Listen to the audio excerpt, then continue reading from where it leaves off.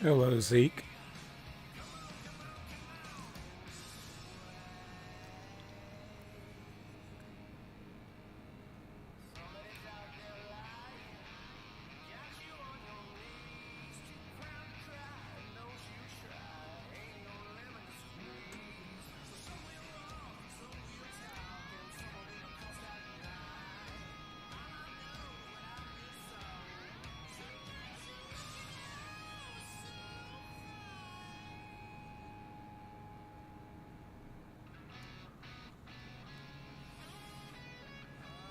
Alright, testing 1, 2. Can you hear me now?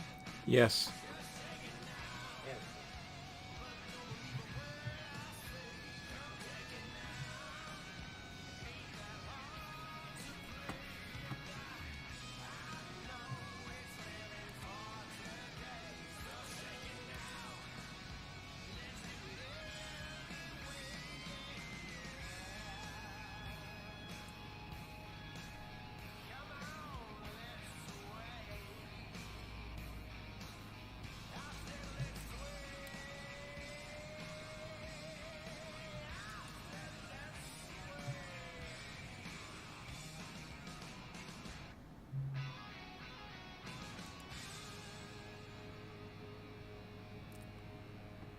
That was strange.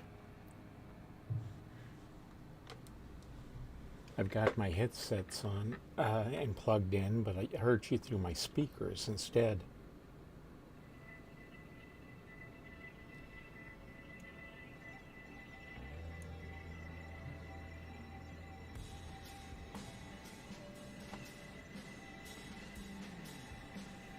You are hearing me, right?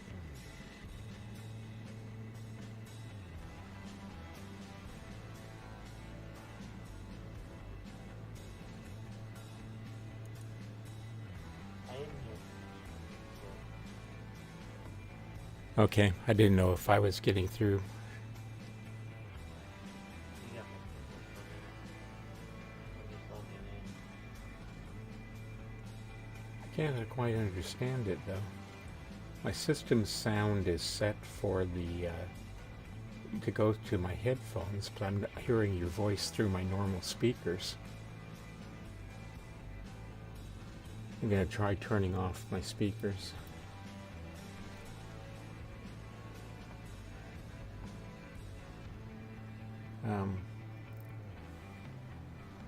Can you say something?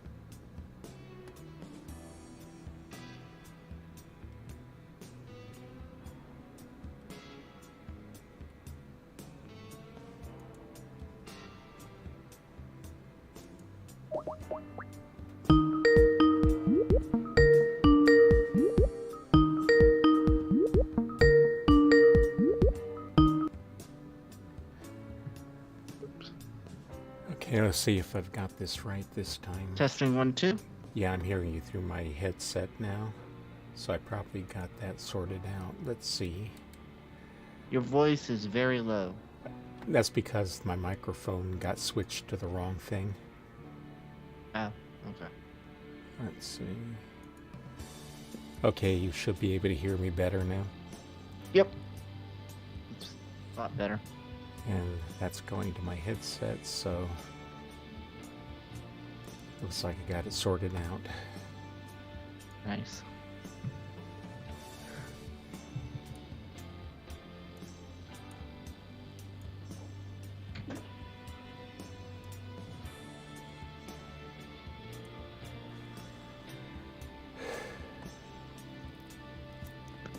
That's the way it works out, is no matter how many times I check, something always goes wrong. At least we're not having the glitch issues when we were doing it in cavern. Mm-hmm. Let's see. At least it's more accessible. Yep. Okay. That's on, that's on, that's on.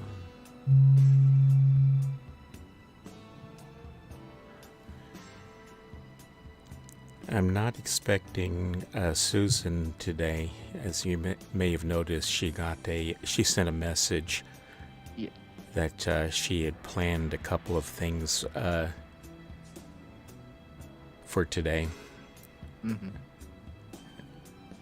Arte, I'm not expecting Murphak either because he's not necessary. So I told him he couldn't. He didn't have to come. But Arte, I'm not sure about. We'll have to see if he shows.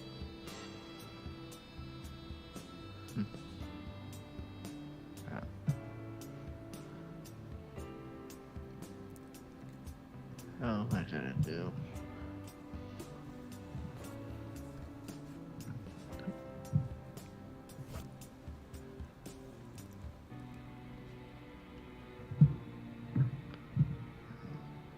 Let's see.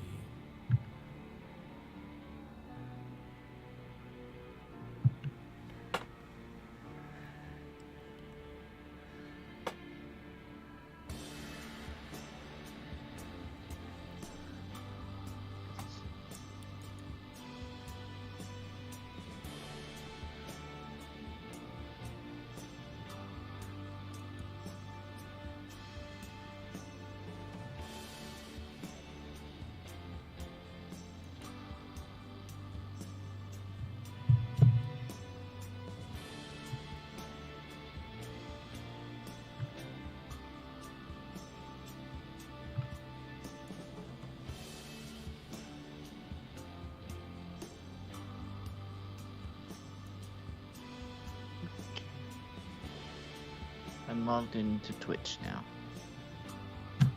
Okay. That makes you number... Oh, it's not showing yet. They were... Oh. My account says 2. Yeah. There was another person on earlier, but I guess they left. So I was looking there and I was thinking I was going to see 3, but it's not... It's just me and you, apparently.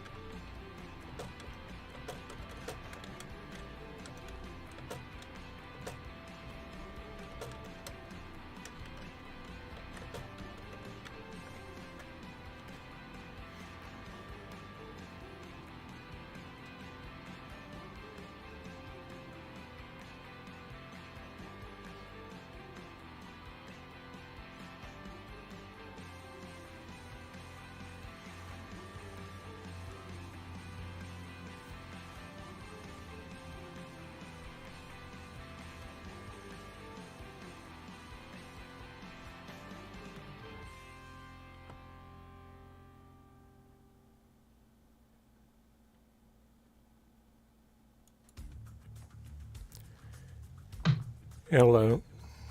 Hello there. Oh, I thought you weren't going to come in today. Well, you didn't respond to my request to be excused. And I didn't think you'd pay attention to that. Oh, well, it would have influenced me. Yeah. Hello. Out Hi, there. Zeke. I just told Zeke a few minutes ago that I wasn't expecting you. Oh, okay. I mean, I could study what I need to do during the tour.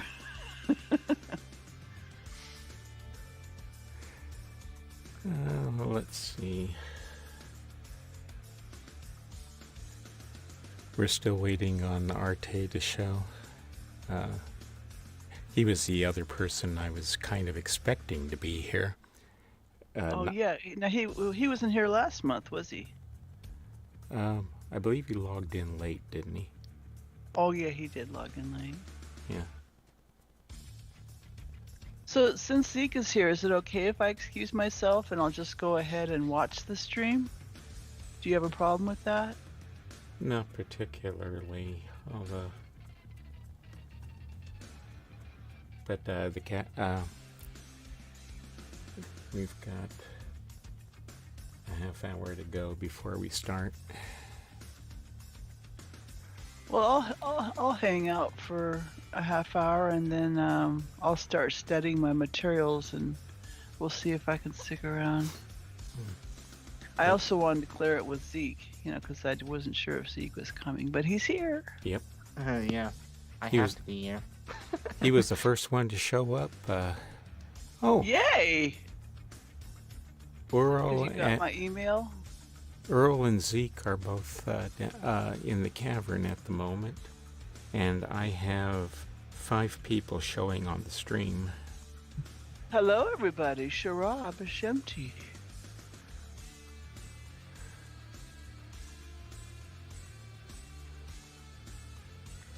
I have on my buddies list Ural and Deathcathlon, so I will contact them and remind them. Oh, Ural's here.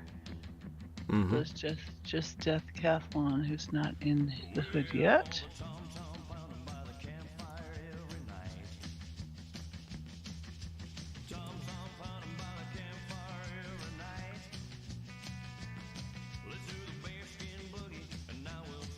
Cody Hurd is showing in Restream. I see that. Hi, Cody.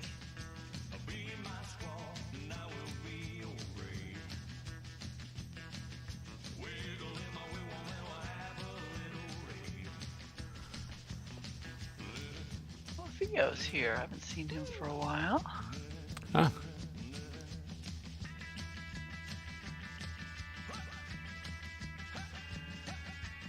Let's see.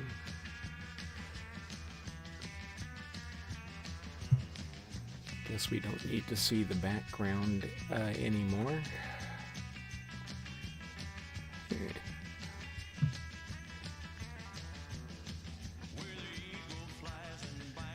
Ural's asking what we're going to be looking at. Well, Should if we you go look ahead at and tell him or keep it a secret? Oh, it's on your Twitch. It shows what you're doing. yep, Datahmnay. I will not. I will not Pento say. and Dunny Money. I will not say officially what we're covering, but needless to say, the stream gives the whole lets the cat out of the bag. Yes, it does.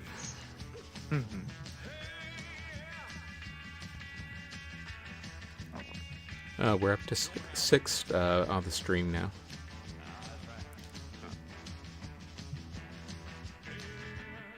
Hi, Cody. Oh, we gotta we're going. Okay. Theo probably doesn't know about the stream.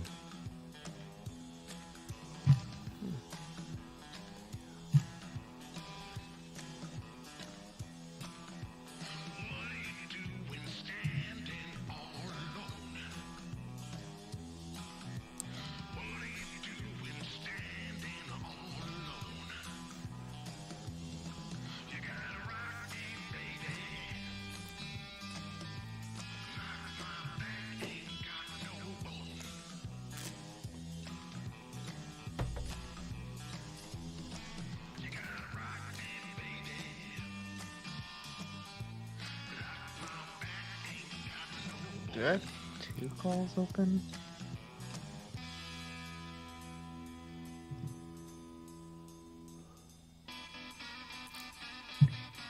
Well, I only hear you once. I don't know if you can have 2 calls open. On my screen, I have resume call and then 1 that's ticking, which is the one I'm on. Yeah. So I don't know what that means. Cody thinks Arte's on vacation. Oh, how dare he? Yeah. Anyway. If so, so be it. He and I did get together with early this month to go over what I'm talking about. And that was another one where someone showed up that I wasn't expecting. I hadn't gotten a reply from Rawa that he was going to be on the with us this early this month, but he showed up anyway. Oh, wow. Oh, there's Arte. Arte's here. Yeah, he's on the stream. Mm-hmm. So did Rawa show up? Yeah, he did. Oh, cool. So we got feedback from him too. Nice.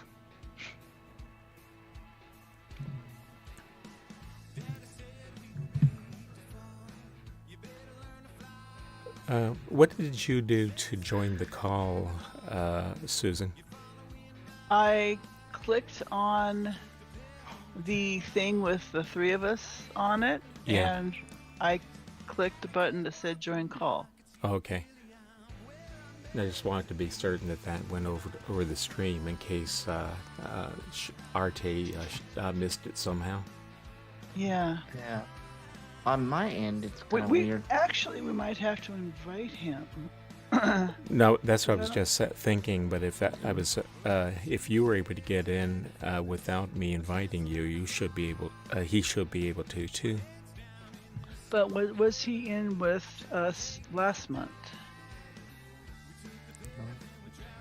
Here, let me click the invite button. Okay. Invite.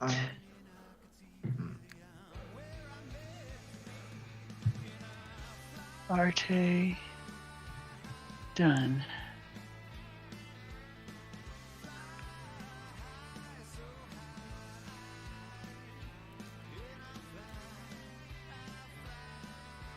Oh, he was in our group last month. Yeah. I had to unmute I thought myself so. before I joined the call this Yep. too.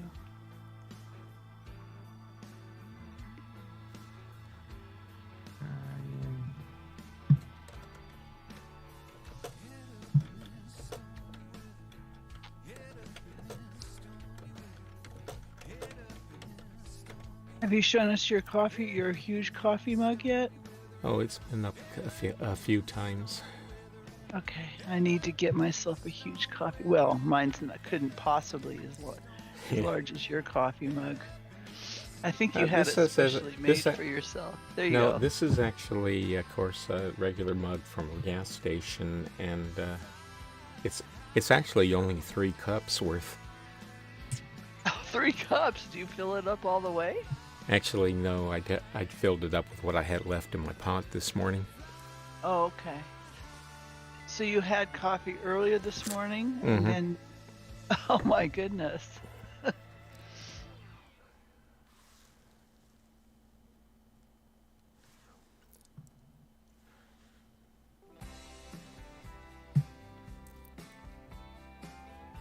Okay, I'm gonna try to invite Arte again.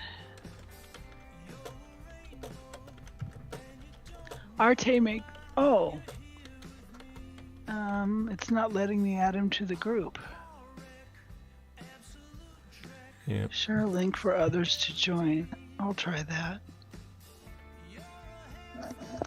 This is what's appearing on mine, and I feel like I have 2 open in the chat. Oh, wait a second. Here's something. Oh, wait a minute.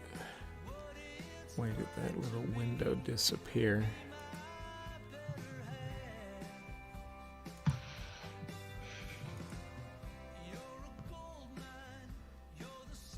Just Discord is so much easier. Ah, now I hear everybody. Okay. Yeah. Now you're in. Shura! I only had one thing as far as join call come up, and it was Larry and Zeke only. Yeah, that's what I was gonna ask. I have that one open and I need to cancel that one. Yeah, I invited you to the one with the 3 of us. Yeah. Did you get that one, Arte? Yeah, but I was unable to take the call at the time, so I just Yeah. set it aside and I figured Gotcha. I'd join up. And when I get Yeah. to Skype, there was only one call to join, Right. and it was Right. the wrong one. Yeah.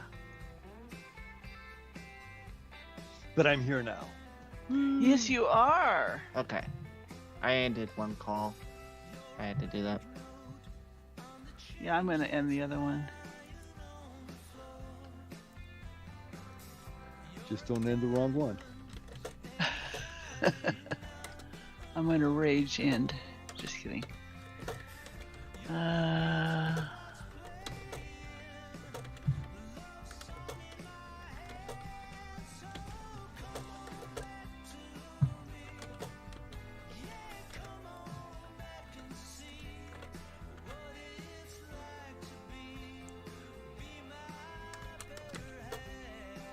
Okay, I'm still here. Hi, still here. That's an odd name. I have a resume call button offered to me, but I'm not gonna take it. Don't fix it if it ain't broke. Right. That's right, Dad. Come Cody, just on the stream chat, just asked, "What is the backdrop on the screen? It's beautiful." And Doreno? it's supposed to Sereno. be actually that's supposed to be production art or concept art for Datahmnay, and Oh, and apparently they basically stole that for the surface of Doreno. oh yeah, because it looks like Doreno. Yeah. Or Doreno, yeah. But it was It's got supposed the to be same trees. Datahmnay. Interesting. It's beautiful.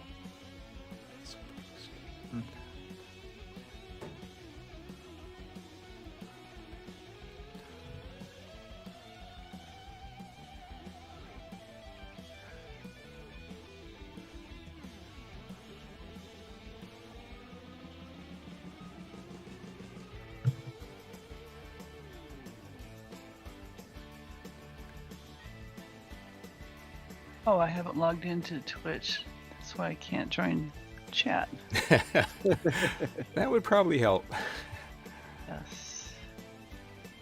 Deathcathlon is now on Twitch chat. Yay. Hurrah.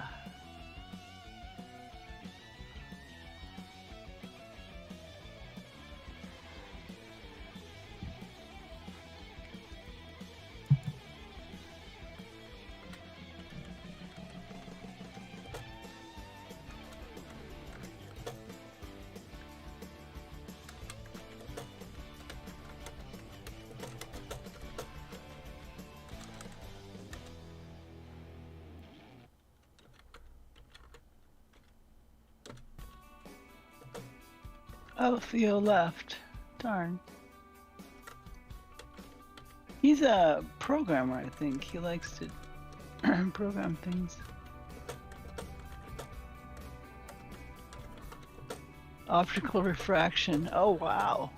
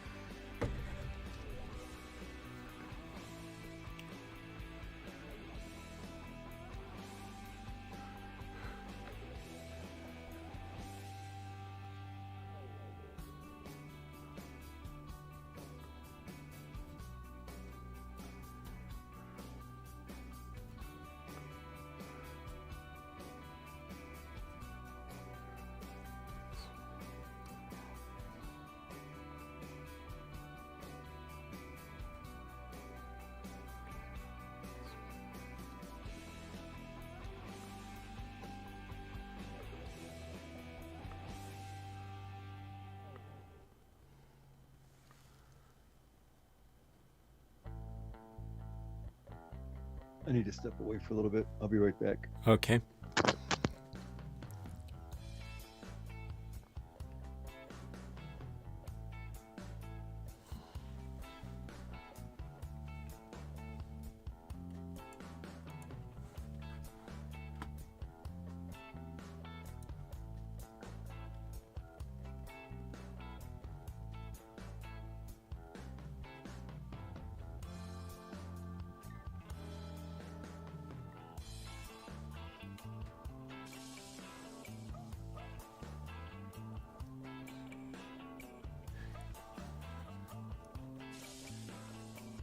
Yeah, we're starting off slow again this week, or this month, I mean.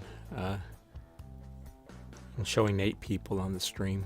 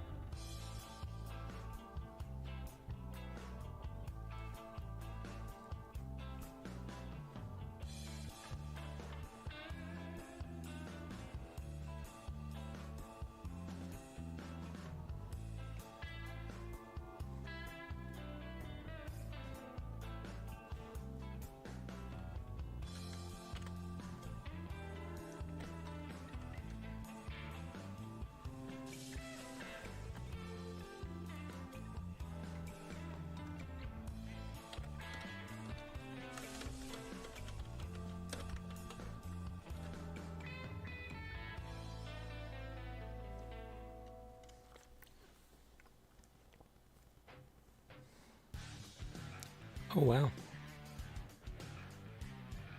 It's only been about a minute or so, and we've jumped from 8 to 12. Yay. Nithcathlon, Ishkabibble, Augur, and Ural are in the hood.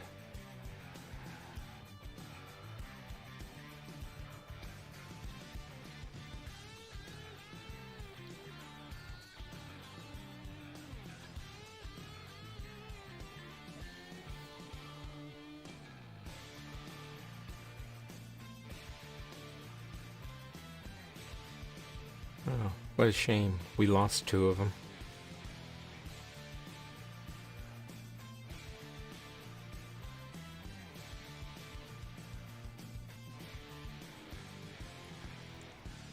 If everyone watching.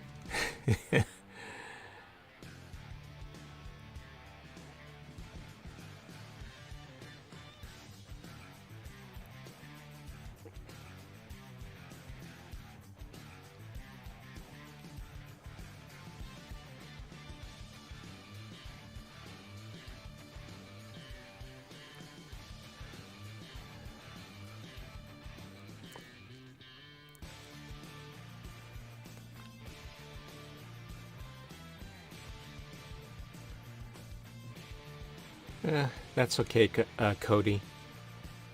The majority of what we're doing is going to be through the stream today.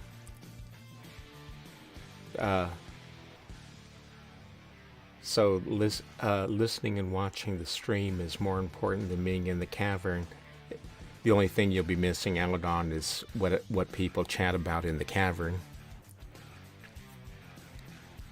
Which actually displays on Twitch, but yes, someone who's not in the cavern obviously could not participate. Well, I'd be turning on the game window in the stream in a minute or two. Right. I just wanted to leave the stream background showing for a couple of minutes for people logging in late.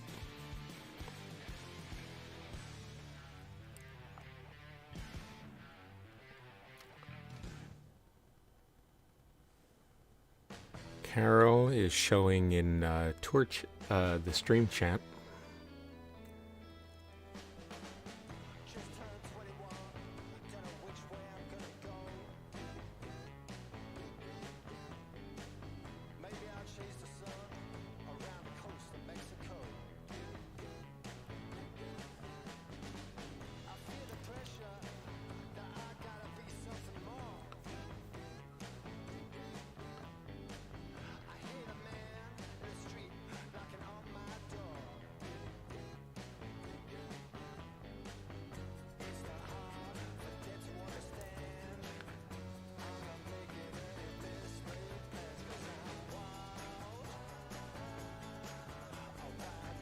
Well, everyone on my buddies list is here.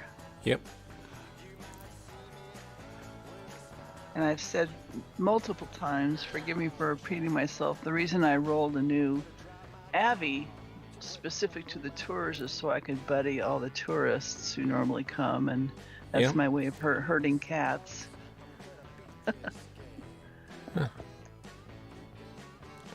Jaif is someone new? Oh no, Jeff comes all the time. Okay, I didn't remember seeing the name before. Yeah. But usually it's a lot harder to pick a particular name out of that list. Oh yeah.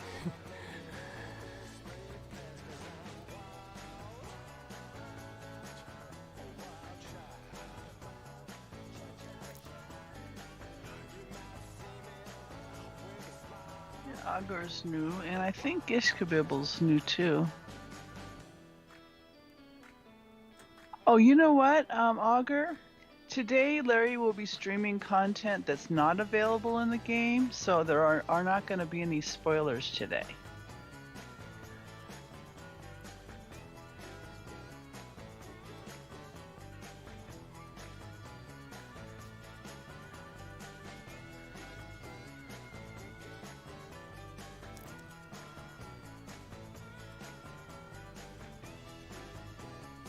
I might as well sit down. 11:56. I guess I'll go We got ahead and kill the 5 minutes to music. go. We got 5 more minutes. Well, actually, I'm showing 11:56, so it's not going to hurt if I turn off the music now. Okay.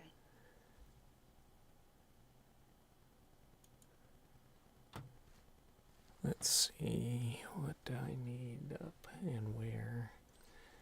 Oh yeah, let's go ahead and turn on the game window so you can see it on the stream for now.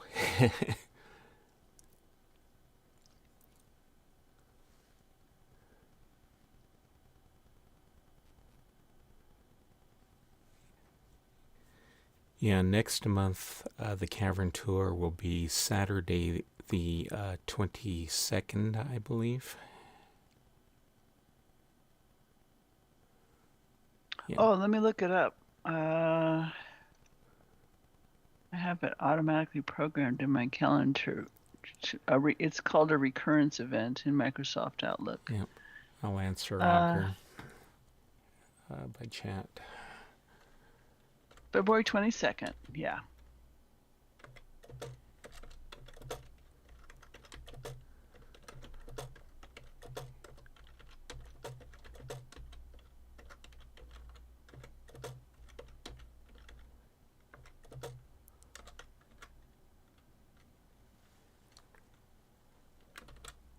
Actually, every month people need the stream video because you stream at least one thing every single month, which is great.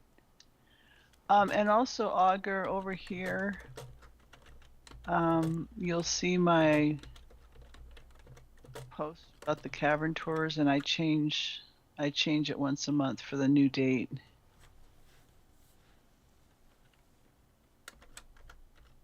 I'm not going to change it though until near the end of the tour. Because I want it to still say it's today. Oh yeah, windowed mode. I have Moolah on windowed mode, and then I have Twitch at half screen. And I have to make sure the chat shows in Twitch as well. Yeah. Oh, I just noticed that I don't have the chat showing. Where's Arte? Hood. He's still logged in. I can't. But his icon in Skype is just continuously flashing, so something's wrong. He's not in the hood either. He's not in game. Nope. Arte, where are you? Where Arte are you?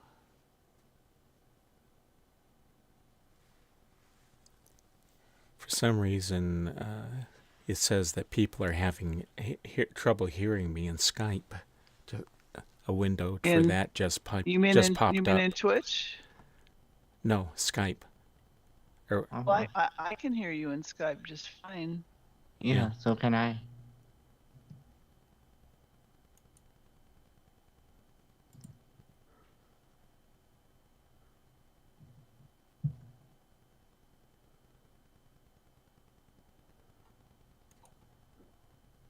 It's probably Arte's cat. He's messing with the audio. Let's see. I can't tell whether or not he's still in Skype because that doesn't show up on the Skype window. I mean the Twitch window. I'm sorry.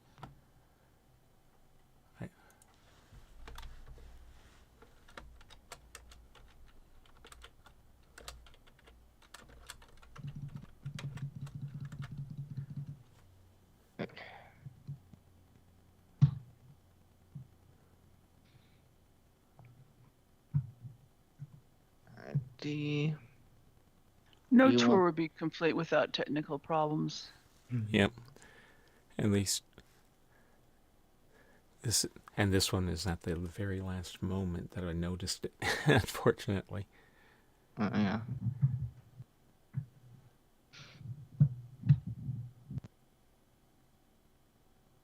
Do you want to wait on the intro right now? We mean... what I remember Arte saying that he was stepping away for a few minutes last, but I don't know what happened to him. We'll give it a couple more minutes. He's not responding in the chat, stream chat, so we'll have to presume that means he's not. He's still away from the keyboard. So let's go ahead and get things started because it is time. Okay. All right. I'd like to thank everyone in the cavern today. We'll be discovering the history of ages. We have a few rules to get out of the way first. Actually, most of those won't apply to this one. Because this is... Yeah, this is We're not going anywhere. We're not going anywhere. We're not going anywhere. We're not going anywhere, so go ahead and pull up a stretch of floor and have a seat. And then and we'll... let me do this, then. Curl up with your favorite teddy bear. It's story time. Yep. What we're doing today is we're going to be covering a couple of ages that were never actually made even as test models. So it's all going to be done via the stream as pre-production art. So the cat... oh,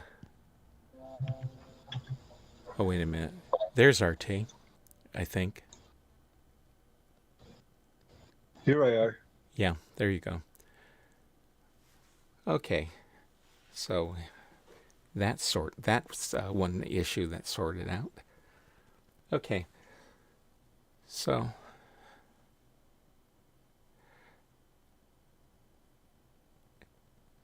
in a moment, when I bring up my web browser, everything that we're going to be covering is going to be in the stream window. And let's see. Other than that, I don't think there's an awful lot that really needs to be said.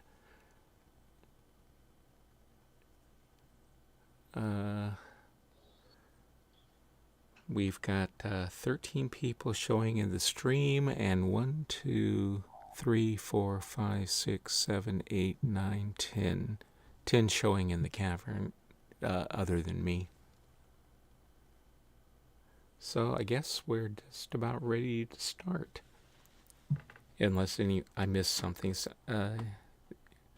that either of you have anything? We should tell them what we're covering. We're covering Datahmnay, Pento, and yeah, you can pronounce it correctly. And Datahmnay. Datahmnay. And the money thing is something I don't know about yet, because that'll depend on whether or not we have time enough for it. That was basically included because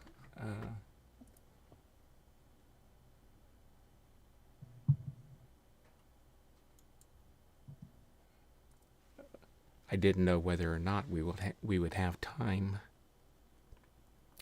So let's get that over there and move this over here so that it's not in my way. Okay. So is everyone watching the stream window now? Yeah.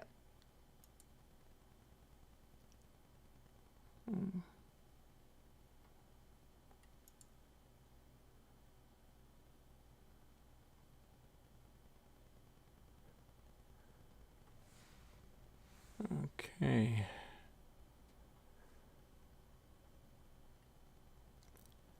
Now, I'm going to have to minimize my game window because I can't see things. Oh, wait a minute. Maybe I can just move that over and see if I can make it smaller. No.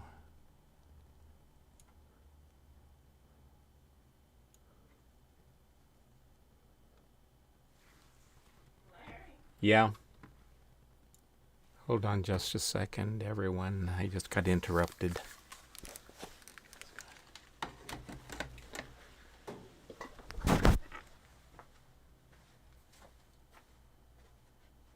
Yep.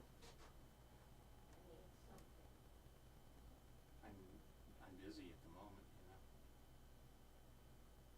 Where's my house go?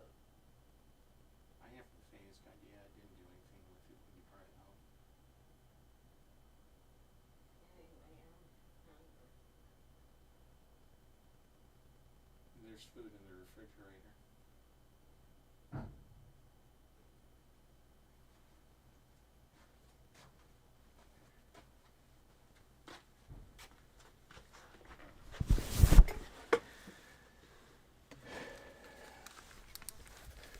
Sorry about that. My mother decided to interrupt even though she knew I'm supposed to be busy today. But, okay.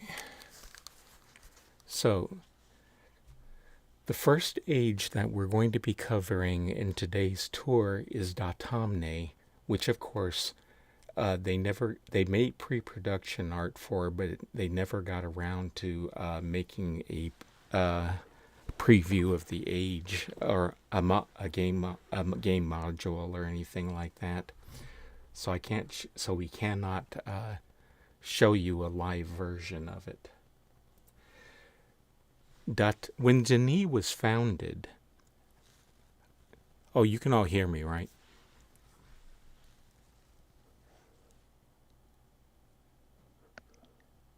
Earlier they said yes, they could. Okay. When Datahmnay was founded, the only source of light they had in the caverns was a bioluminescent algae that Renref wrote into the age. It glowed brightly for 15 hours and then gradually decreased in brightness to transition into a period of relative darkness for another 15 hours. That was to simulate the day-night cycle of their world of origin, Datahmnay. The light from the algae was enough to get around on the lake and the river system inside the caverns, but the population couldn't always be near the water, and their activities didn't stop at the end of the day when the algae dimmed. To provide living and working space, the Datahmnay had to dig tunnels and chambers into the rock around the residential and industrial caverns because there wasn't enough space to build very much that was out in the open. That resulted in the majority of the living and working space consisting of excavated chambers and tunnels in the rock. Since the algae wasn't enough and didn't exist everywhere, an artificial source of light was needed. Fortunately, the Datahmnay had one. It's unknown if this was invented early in Datahmnay history or if it was brought with them from Datahmnay, but the Datahmnay had knowledge of a substance that provided clean, efficient energy. It's unknown what the Datahmnay called it, but the DRC dubbed it either marbonium or morborium, depending on whose notes you read. Marborium could be contained with other substances, combined with other substances, and molded into spheres that made the marborium stable. They made two types of sphere out of it. One was a marble a little bigger than a man's hand that was safe to handle, but when connected to a machine, provided a large amount of energy. Power marbles provided enough energy that they could power massive industrial machines with just one of them. Power marbles had a fairly short lifespan when used, but could be stored for very long periods. If you look at the photograph in the stream, it shows an avatar holding a power marble that was providing energy to the Datahmnay tunnel drilling machine in the picture. The machine was called a worm, and I believe the Datahmnay word for worm is ucha. The other type of sphere was a transparent one that emitted light in various colors depending on the marbonium quality and where it was mined from. Of course, if you're in the cavern, you'll see those scattered around the chamber that we're in. That type of sphere was called a dakotam, which means fire marble. Fire marbles couldn't be used to provide power to machines the way that power marbles did, but in return, they had a lifespan that could be measured in centuries. Fire marbles were typically mounted in lamps, in helmets, and sometimes they could be carried in hand torches. Since they were cool to the touch and posed no fire danger, they were the default light source used in the Datahmnay Empire.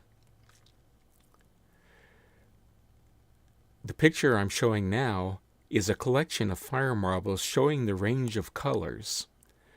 The white fire marbles are the most common color.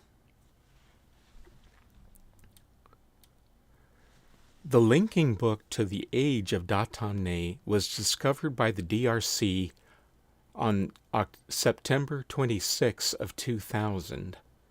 Investigation of the end of the age was suspended a few days later by Dr. Ikaro Kodama, the DRC's chief engineer and expert in geology and structural integrity. DRC members were interested in restoring Datahmnay because if they could have reinstated the manufacturing of fire marbles, it wouldn't have just been useful in the caverns. They might have been able to make a profit selling them on the surface. With that in mind, they began to survey the age. It didn't take long to discover just how hostile the age was, and plans for restoration were suspended in September of the year 2000, the same year that they had discovered it. The age was not, the same month, I mean. The age was not revisited before the DRC shut down the caverns due to lack of funding. In the year 2006, after they secured another financial backer, the DRC returned. As part of their renewal efforts, they took another look at Datahmnay and voted to continue the suspension. Again, it was due to a recommendation by Dr. Kodama. On August 12th of 2006, he wrote a note that read, "Simply don't have the manpower. Recommending suspend. Dr. K." The caverns were closed a second time because their backer cut their funding before anything more could be done. The word Datahmnay is a contraction of Datahmnay, which means fire marble root. In this case, instead of meaning the root of a tree, the word root implies a source of something. Datahmnay is an age that was written by an unknown writer for the Guild of Miners to produce the materials needed for power marbles and fire marbles. The world is said to have a very long day and night. Physically, the age is made up of an icy sea in what might be a huge meteor crater. Running across the middle of the age is a low mountain range. The mountains formed over a tectonic plate boundary, and the mountains are where the plate is being pushed upward by convergence with another plate.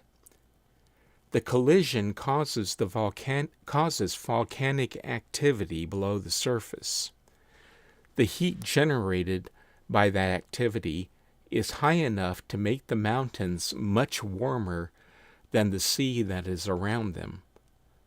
The sea, in turn, is surrounded by virtually impassable cliffs that may be the edge of the meteor crater.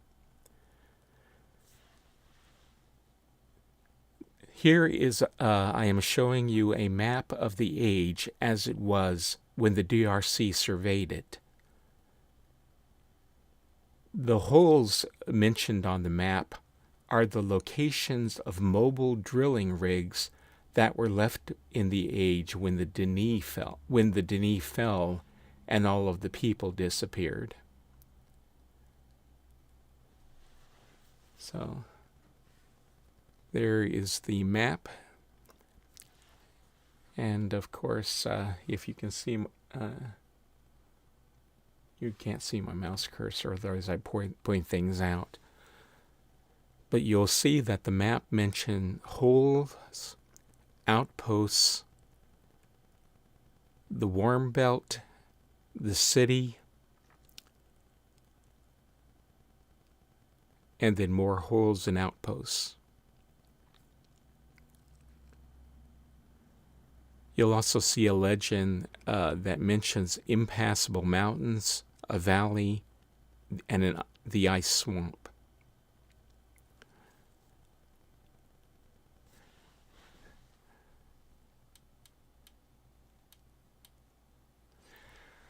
Marbonium had to be harvested from the depths of the sea, which are incredibly cold and deep. After being collected, it needed to be fused with another substance to stabilize it and to release its latent energy, the latent energy it contained.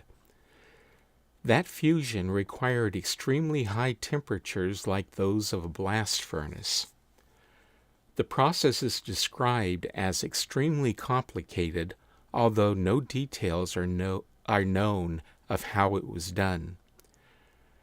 The problem was that Marbonium was only stable in its natural form while under the extreme cold and pressure of the lake's depths. When removed, it immediately began losing its properties at a continuously accelerating pace known as a half-life.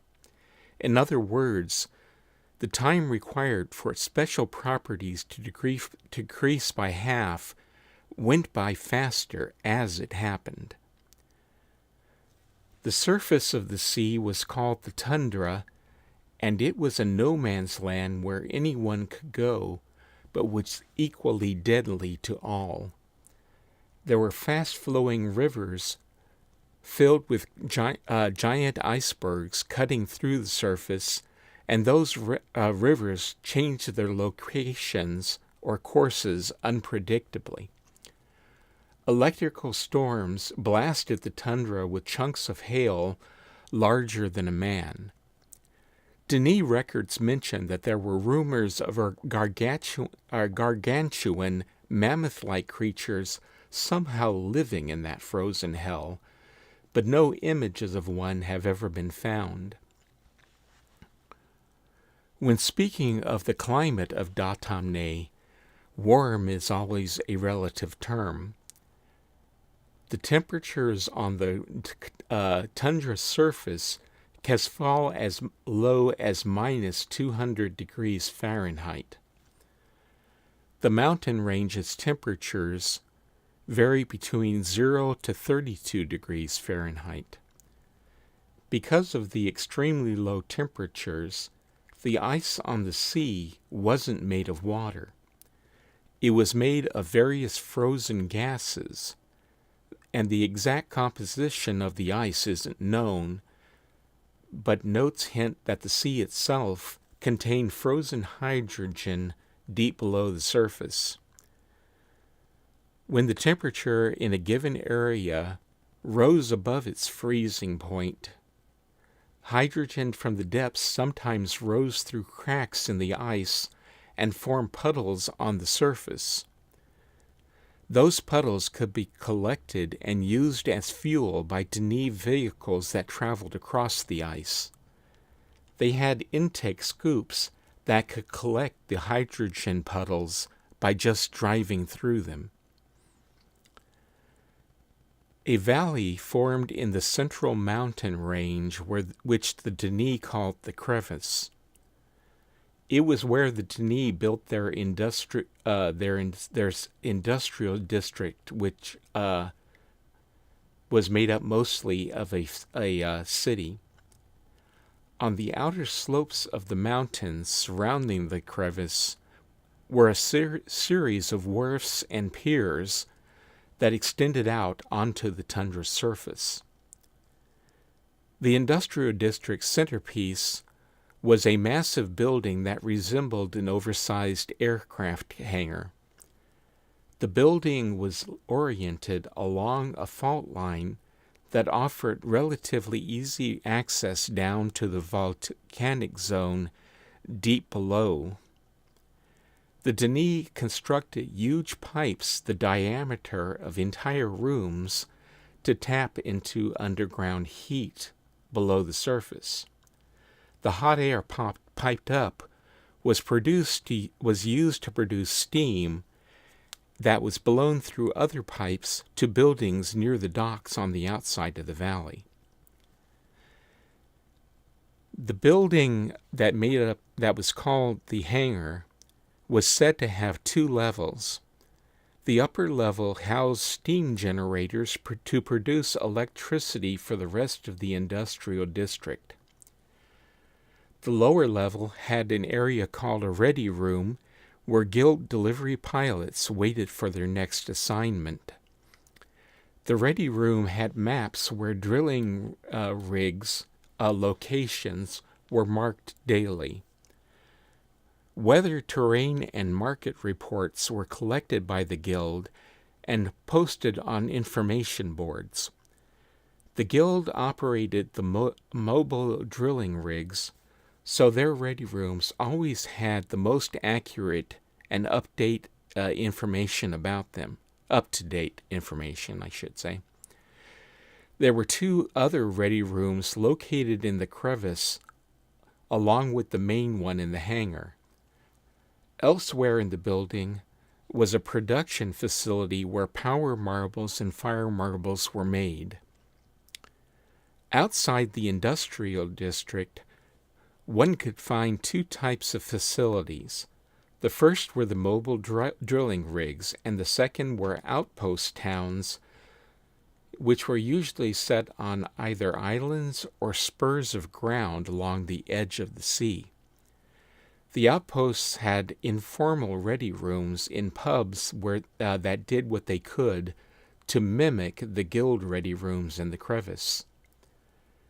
The outposts were unofficial and not associated with the Guild of Miners. Over the years, a number of merchants and mechanics had become frustrated with guild laws and the guild restrictions on what they could do, and established the outposts as a place where one could find services that the guild would not provide. These services included specialist mechanics who performed unique upgrades and modifications that were unavailable to guild members. In fact, guild members were not welcome in the outposts except in a life-threatening emergency. One mechanic who was mentioned in documents found in the Age was a man named Yuta. He was said to be the go-to guy if you wanted a grappling hook maneuvering mod that to be installed on your vehicle. It was also noted that if you didn't have a gift of fresh steaks for him when you showed up, he wouldn't so much as give you the time of day. Travel and working conditions on the tundra were extremely hazardous. Not only did the people who ventured out into it have to deal with the bitter cold, there was near permanent ice, sleet, and hail and electrical storms awaiting the incautious. Let's see. I'll take a quick look at the chat. Yeah, there was a question about the drilling machines.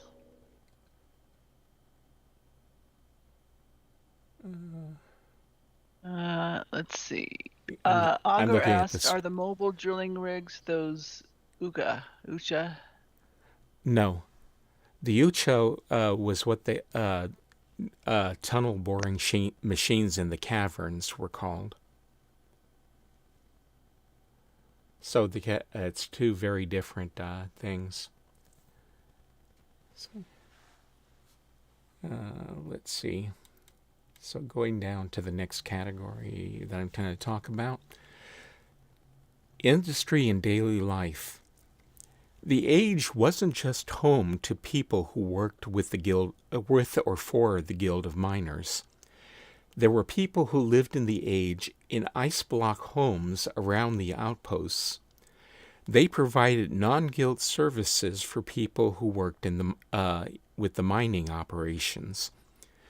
There were even eco-tourists who visited the Age just to see the extreme climate. But for the majority of the people who went to the Age, life revolved around mining and transportation of marbonium. It said there were 3 grades of marbonium: low, standard, and clean, with the better grades having longer half-lives. Mobile drilling rigs, called excavation platforms, wandered across the tundra searching for traces of marbonium. When they detected a deposit below them, they would stop and set up for operation. Like an oil drilling rig on Earth, the platforms would auger deep through the ice and into the sea beneath, adding sections of pipe to the drill until they finally reached the marbonium deposited. Then the marbonium would be pumped to the surface. Once the deposit was exhausted, the platform would then pull their drilling pipe back up and disassemble it section by section until they recovered the drill itself.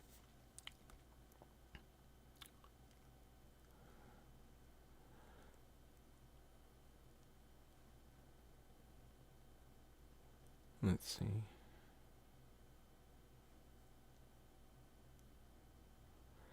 And once, of course, they had the entire thing recovered and were back and were mobile again, they would move on in search of another deposit of marbonium. But when the marbonium was raised to the surface, a race against time began. Away from the frigid temperatures and high pressures of the depths, it had a very short half-life and had to be transported to the factory in the crevice as quickly as possible to be processed into a stable form. This was done by means of what were called sleds. Sleds, of course, were the answer to the problem of rapid transport and were specialized vehicles that skimmed across the surface. Sleds were fast, very fast. The base model sleds that were first given to people were capable of reaching 250 miles an hour, and a properly customized sled could reach 500 miles an hour. Sleds pulled large tanks that could be filled with marbonium from the drilling rigs to the factory docks in the industrial district. The faster the sled, the farther it could go to pick up a load of marbonium and take it back to the crevice before it became worthless. The sleds had hermetically sealed cabins for the pilots, and the pilots only left the cabin when they were in a safe port. Opening up a hatch or a door was suicidal out on the tundra. Because of that, all sleds came equipped with a linking book to a safe age that was placed on a small shelf where it could be touched by the pilot's chin.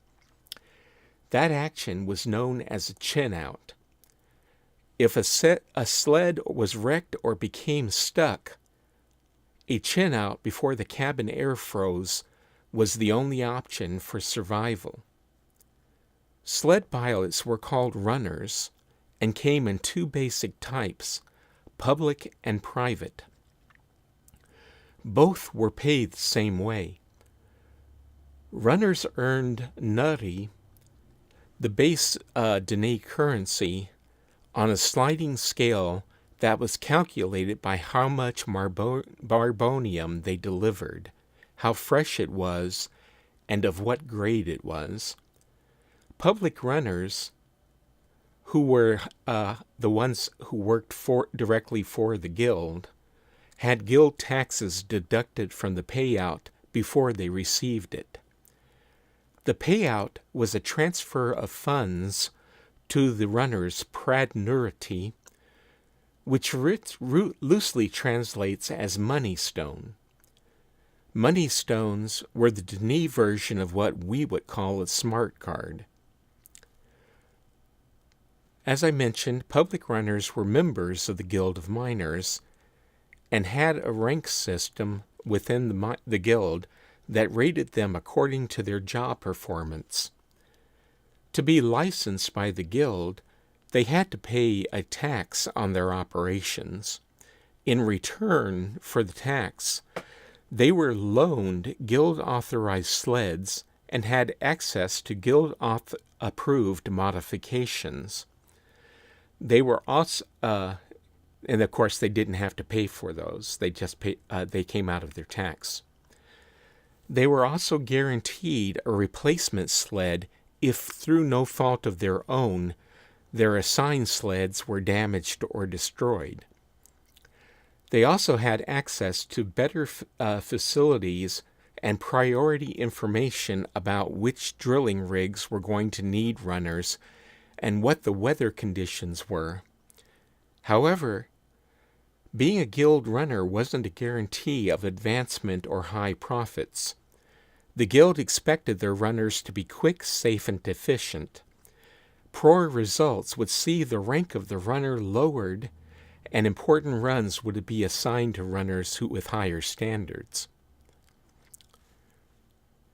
Private runners were adventurers who linked to the age to try and make a quick fortune. Since they were unlicensed, they had to purchase their own sleds and customize them when they could afford to.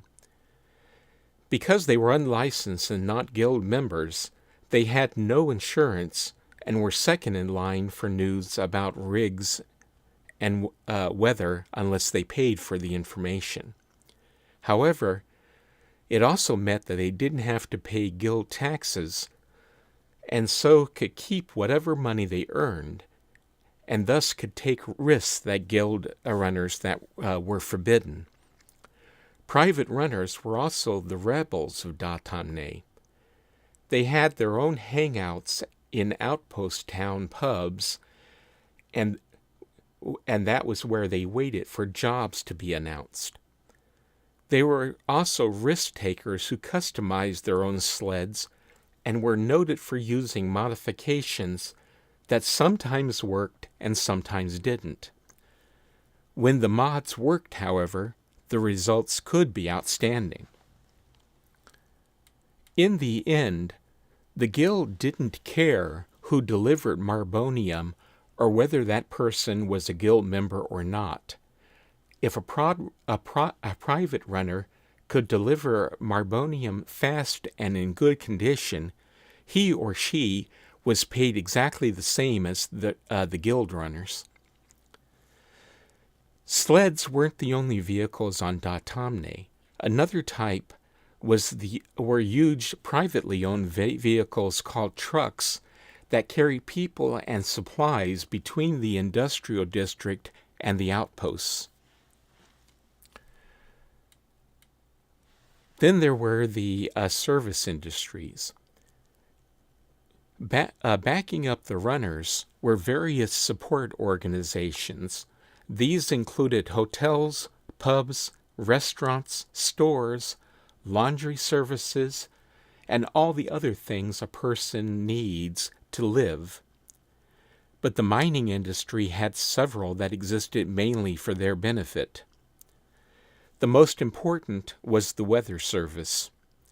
Weathermen on Datahmnay first issued a report to the Guild of Miners, who passed it on to public runners via monitors and displays in guild ready rooms. After they'd given the reports to the guild, the weathermen were free to pass them on to a broadcaster who then read the reports over a public radio station.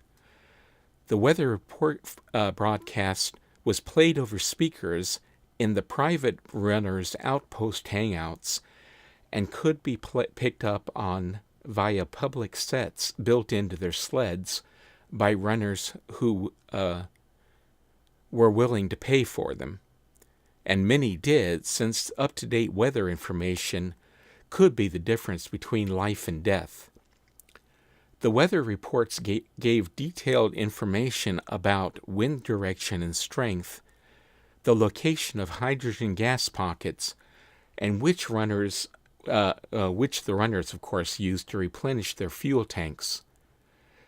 They also gave information on active storms ice conditions, and anything else that might aid the runners in completing their contracts and to survive the climate. Another public service, or important service, was provided by traffic controllers whose job it was to direct runners around icebergs and rivers and to provide them with the most efficient routes. The ice atop the sea was constantly changing, and without traffic controllers keeping an eye on the big picture, a runner could get lost, run out of fuel, or get into an accident that destroyed his sled. It's not stated, but I suspect that the traffic controllers were impartial and gave directions freely to anyone out on the tundra. After chin out, there were two options for the unfortunate runner to try to recoup some of his losses. Assuming the sled was recoverable, he or she could call for a guild salvage barge. The barges were a guild-run reclamation service that could be called upon by any pilot who had to chin out.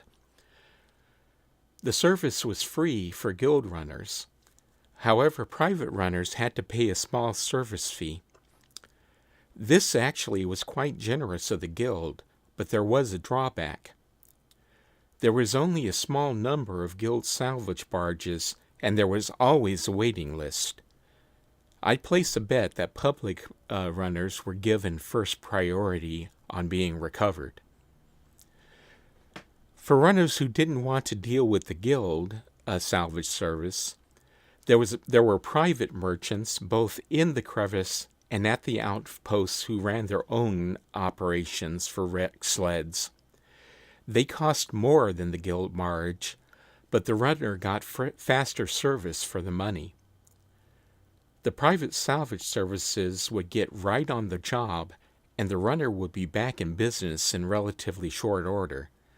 However, it was pretty much the rule that whether or not they used private or guild services, the loads that they had been towing would be complete losses, and they would be out of luck in that regard. Here is an example of a runner's sled. And the next picture down shows examples of mining rigs.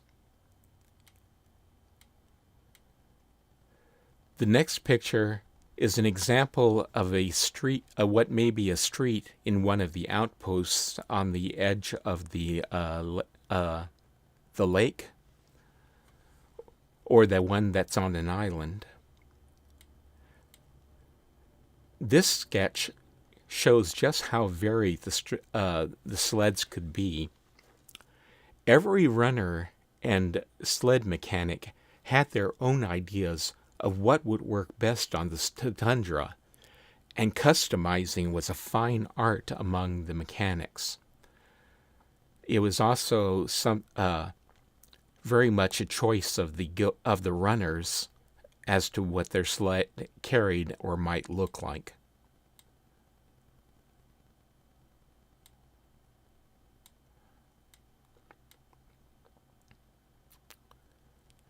And the final picture that I have is an example of one of the trucks that were used to transport people and cargo between outposts and the industrial district. You will notice that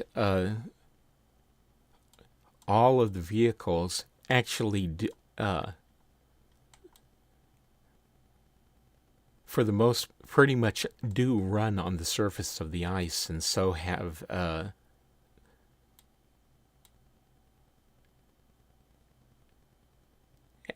runners that are in contact with the ice. And let's see, 12:43. We covered that in about 23 minutes, so that was actually pretty fast. I have a quick question. Sure. Where on earth did you get all this information? None of this is in the game. And I don't think Datahmnay is even mentioned in any written correspondence in the game, is it? No. What happens is that I assiduously keep my eye open for pre-production art and pre-production notes, and I snap them up whenever they become available. So the information I'm reading you from now, right now, is all from a series of releases that were called The Intangibles. Oh. And this was released obviously by Cyan at some point? That's correct. Oh, interesting. And then did Rawa sort of help to elucidate some questions you had? Not so much that, but he did have some comments about some of the stuff that I was had originally written in my notes. Well, For one, very nice. but yeah, he definitely agrees with everything that I've said so far. The next age. By the way, I'm going to stop here for just a moment. Does anyone have any questions before I move on to the next stage?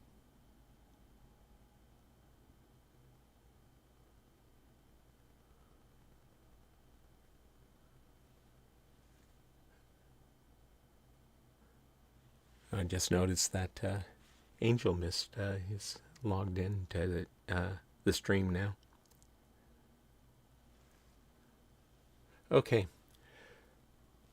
We'll move on, and maybe I'll be able to cover everything. So, the next stage we're going to talk about is Pento, which very much is mentioned in the notes found in the caverns. The age of Pento appears to have been discovered by the DRC sometime in the year 2000. I don't know which month. They conducted an initial survey of the age and found the landscape to be quite bleak and barren. In September of the year 2000, the DRC suspended restoration of the age in Phase 1 by recommendation of our favorite DRC doctor, Ikaro Kadama. His note simply read, Pento 9-2000, unstable resources, K. Unstable resources probably meant that they didn't have the money, manpower, and time to continue exploring it after a brief survey. When the DRC returned to the cavern for a second restoration attempt with new funding, they held another vote on restoring Pento on September 30th of 2006. Again, the suspension was unanimously sustained with a note that they would reassess it later. However, that day never came because their financial backing was withdrawn and they disbanded again. The age of Pento consists of a windy plain with steep-sided chasm-like caverns carved into it. There are natural stone arches bridging the canyons in places. The surface of the plain is harsh and bleak, with very little to sustain life. The people of the age of Pento lived in the caverns where they had shelter from constant wind, but even there the conditions were difficult and were growing worse year by year. Here's a couple of concept arts drawings of the age.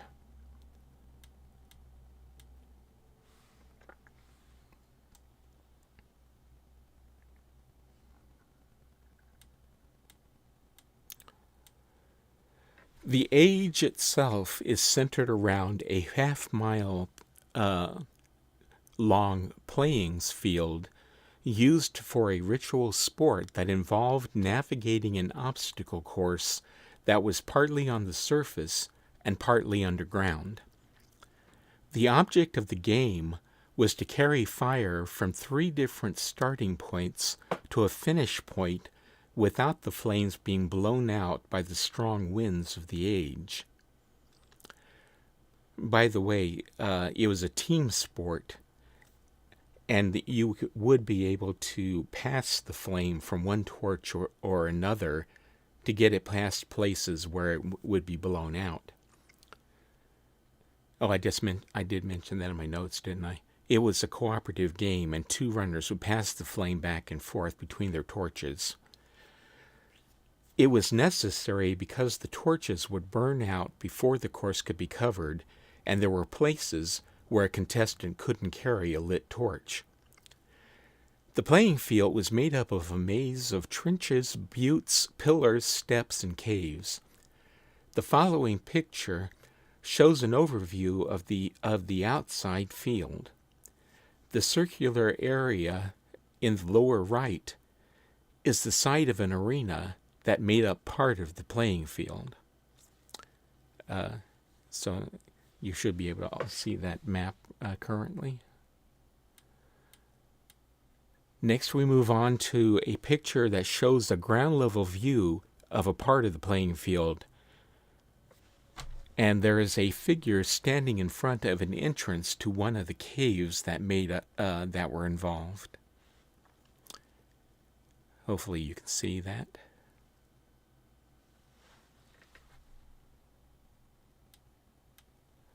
The arena that was in the age is shown in this picture. The DRC thought that it looked like a gigantic apple and gave it that nickname. And this picture shows the inside of the arena. That is so cool. Yeah. This picture shows part of the obstacle course that the runners had to overcome. And you can see, I can see my cursor. Okay, yeah, here, and here, you can see figures for a comparison of its size.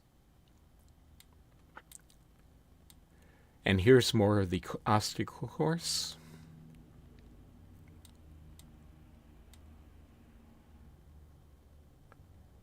And I'm sorry, what did they ride on? They didn't. This is a running course. Oh my gosh. For a team of people. Wow. Like an Olympic event or something. Yes. Interesting. It's a relay sport. This picture shows some of the terrain that is outside of the inhabitable part of the age. Excuse me. This is a terrain of the inhabitable part of the age. And there's a reason for the game. According to the available documents, the people of Pento believed in two gods, a god of wind and a god of fire. In the beginning, the two gods were good friends and worked together to create that world.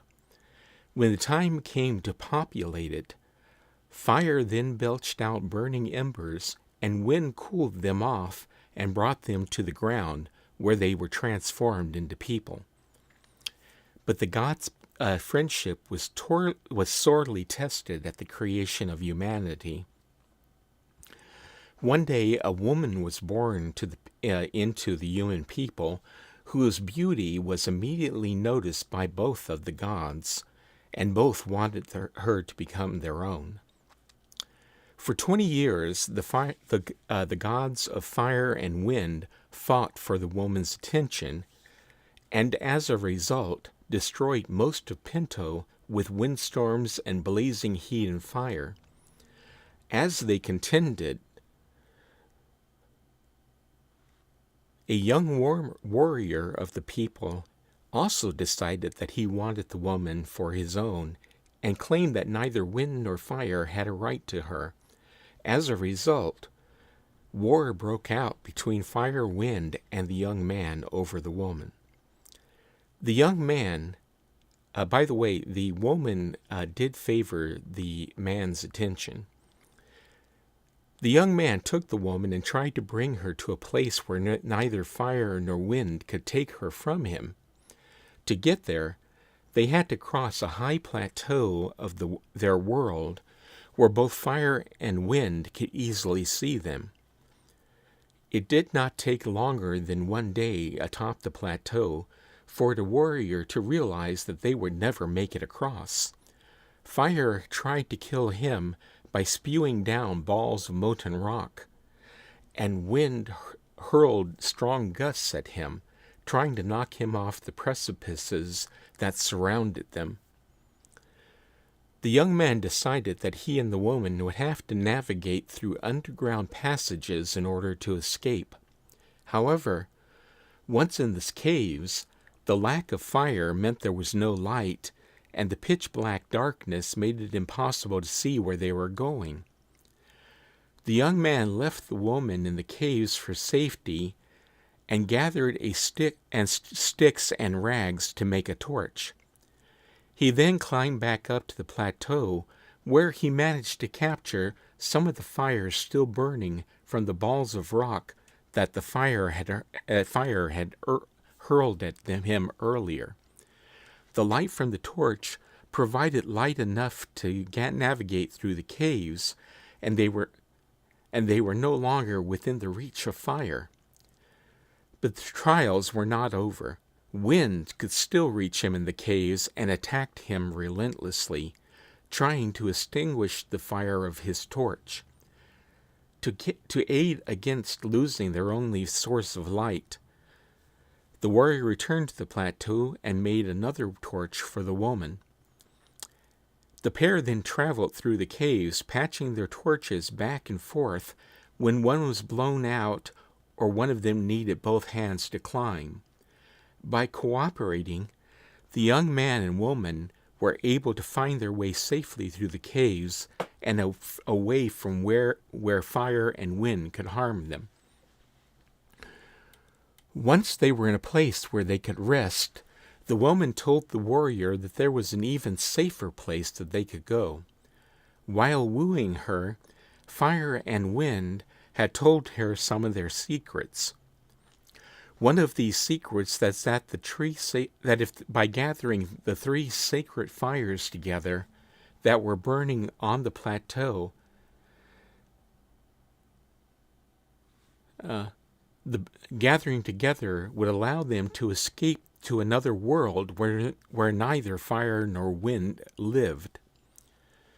It took much effort and no little risk, but working together, the warrior and the woman were able to collect the 3 fires on their torches and bring them to the designated place on the plateau. However, the work had been for nothing. Even when the 3 fires were burning together, no doorway to another world opened. But they still had a happy ending to their story. Fire and wind were greatly impressed by his courage and resourcefulness. So fire and wind both acknowledged that the man had earned the right to take the woman as his wife. They also realized that while chasing the young man, they had become friends again and that they had thoroughly enjoyed the contest. So fire and wind made a pact with the man and the woman that day.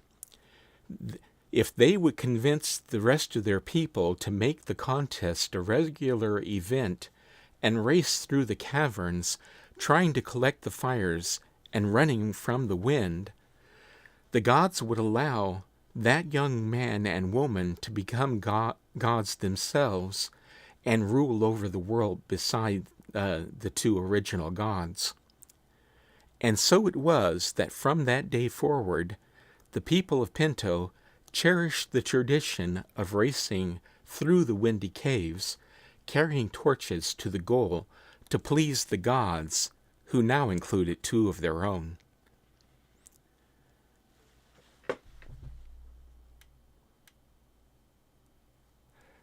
And of course, the DRC had originally planned to resurrect that game on the age of Pento to give something for the explorers to do.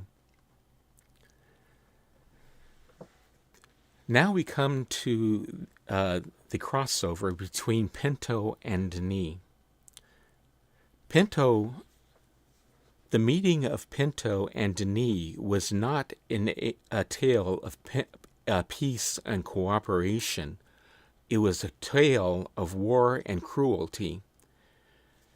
The consequences of the meeting affected Denis' society for millennia and ended the Pento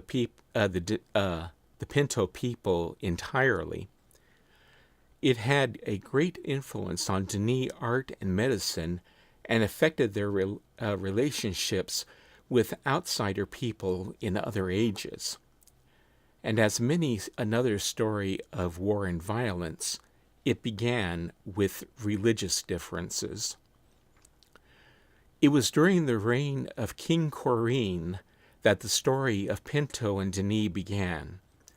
A religious cult who called themselves the Judges of Yavo believed that they were called to exercise judgment over the entirety of Denis because they believed that only they truly knew the will of Yavo. They existed in obscurity for a long time, but that was to change. In the later part of the 13th Denis century, a leader named Eris was raised among them, and he had a craving for power over all of Denis. In the year 1303, he was able to gather the resources. That would have been the 1200s. So yeah, it was right. In 1303, he was able to gather the resources to attain that power. In that year, a writer guildsman vanished under mysterious conditions. A few days later, a number of blank books and bottles of ink disappear from the stocks of the guilds of books and ink makers. Corin issued orders for increased security among the guilds and launched a massive search for the missing writer and the books and ink, but none of them were found. It was later to be revealed that the writer was a member of the judges and they had hidden him. The judges had stolen the writing materials and had their man lead a project to create illegal ages. They were deliberately breaking Denis law by writing ages with native peoples in an attempt to find out some that they could control and force to go to war for them. 17 years later, in the year 1320, the judges wrote an age called Pento, and that age had the people they needed. The people of the age were a warrior culture who were living in a world that was becoming less and less able to support them. The Pento were too fierce for the judges to coerce into fighting for them, but they had something the Pento wanted desperately, the ability to write a new age where the Pento could live and prosper. With a promise of creating a new home for the Pento that had plentiful resources, the judges had the army they'd been searching for. Better yet, it was an army that would willingly go to war on their behalf. In Denis year 1323, the judges and their Pento allies were ready. Corin's wife had gone into labor and was about to give birth to his first son. While it's not stated in Corin's notebook, it was entirely possible that people would have gathered to a large crowd waiting outside the palace for news of a successful delivery. In that kind of hustle and bustle, and with everyone distracted, it would have been simple for a party of judges and their Pento allies to infiltrate the island and launch an assault on the palace, and that is precisely what they did. When informed about the invasion, Corin gave orders to the palace guards to evacuate his family, while other guards fought to hold off the surprise attack. Corin and his family were rushed down to the harbor, where a boat to the Denis city was waiting for them. Their goal was to reach a linking book to a private age that the king had there. The small boat was able to fit into the narrow gap in the king's arch, and they sailed directly through it. Going through the arch was a more direct route than using the main harbor entrance tunnel and going around the side of the island. But while they were traveling through the king's arch, it's said that Karin's wife delivered his first son, Alcindar. After seeing his family link through the private book to safety, Karin remained behind to command the combined forces of the Denis City Guard, their small standing army, and the maintainers. Pento warriors proved to be a formidable opponent, and the city grew more and more dangerous to be in as the days passed. The Dutch judges had a policy of destroying buildings that housed loyalists and murdering ordinary citizens whenever they caught them. In response, Karin poured money into equipping the city guard and the regular army.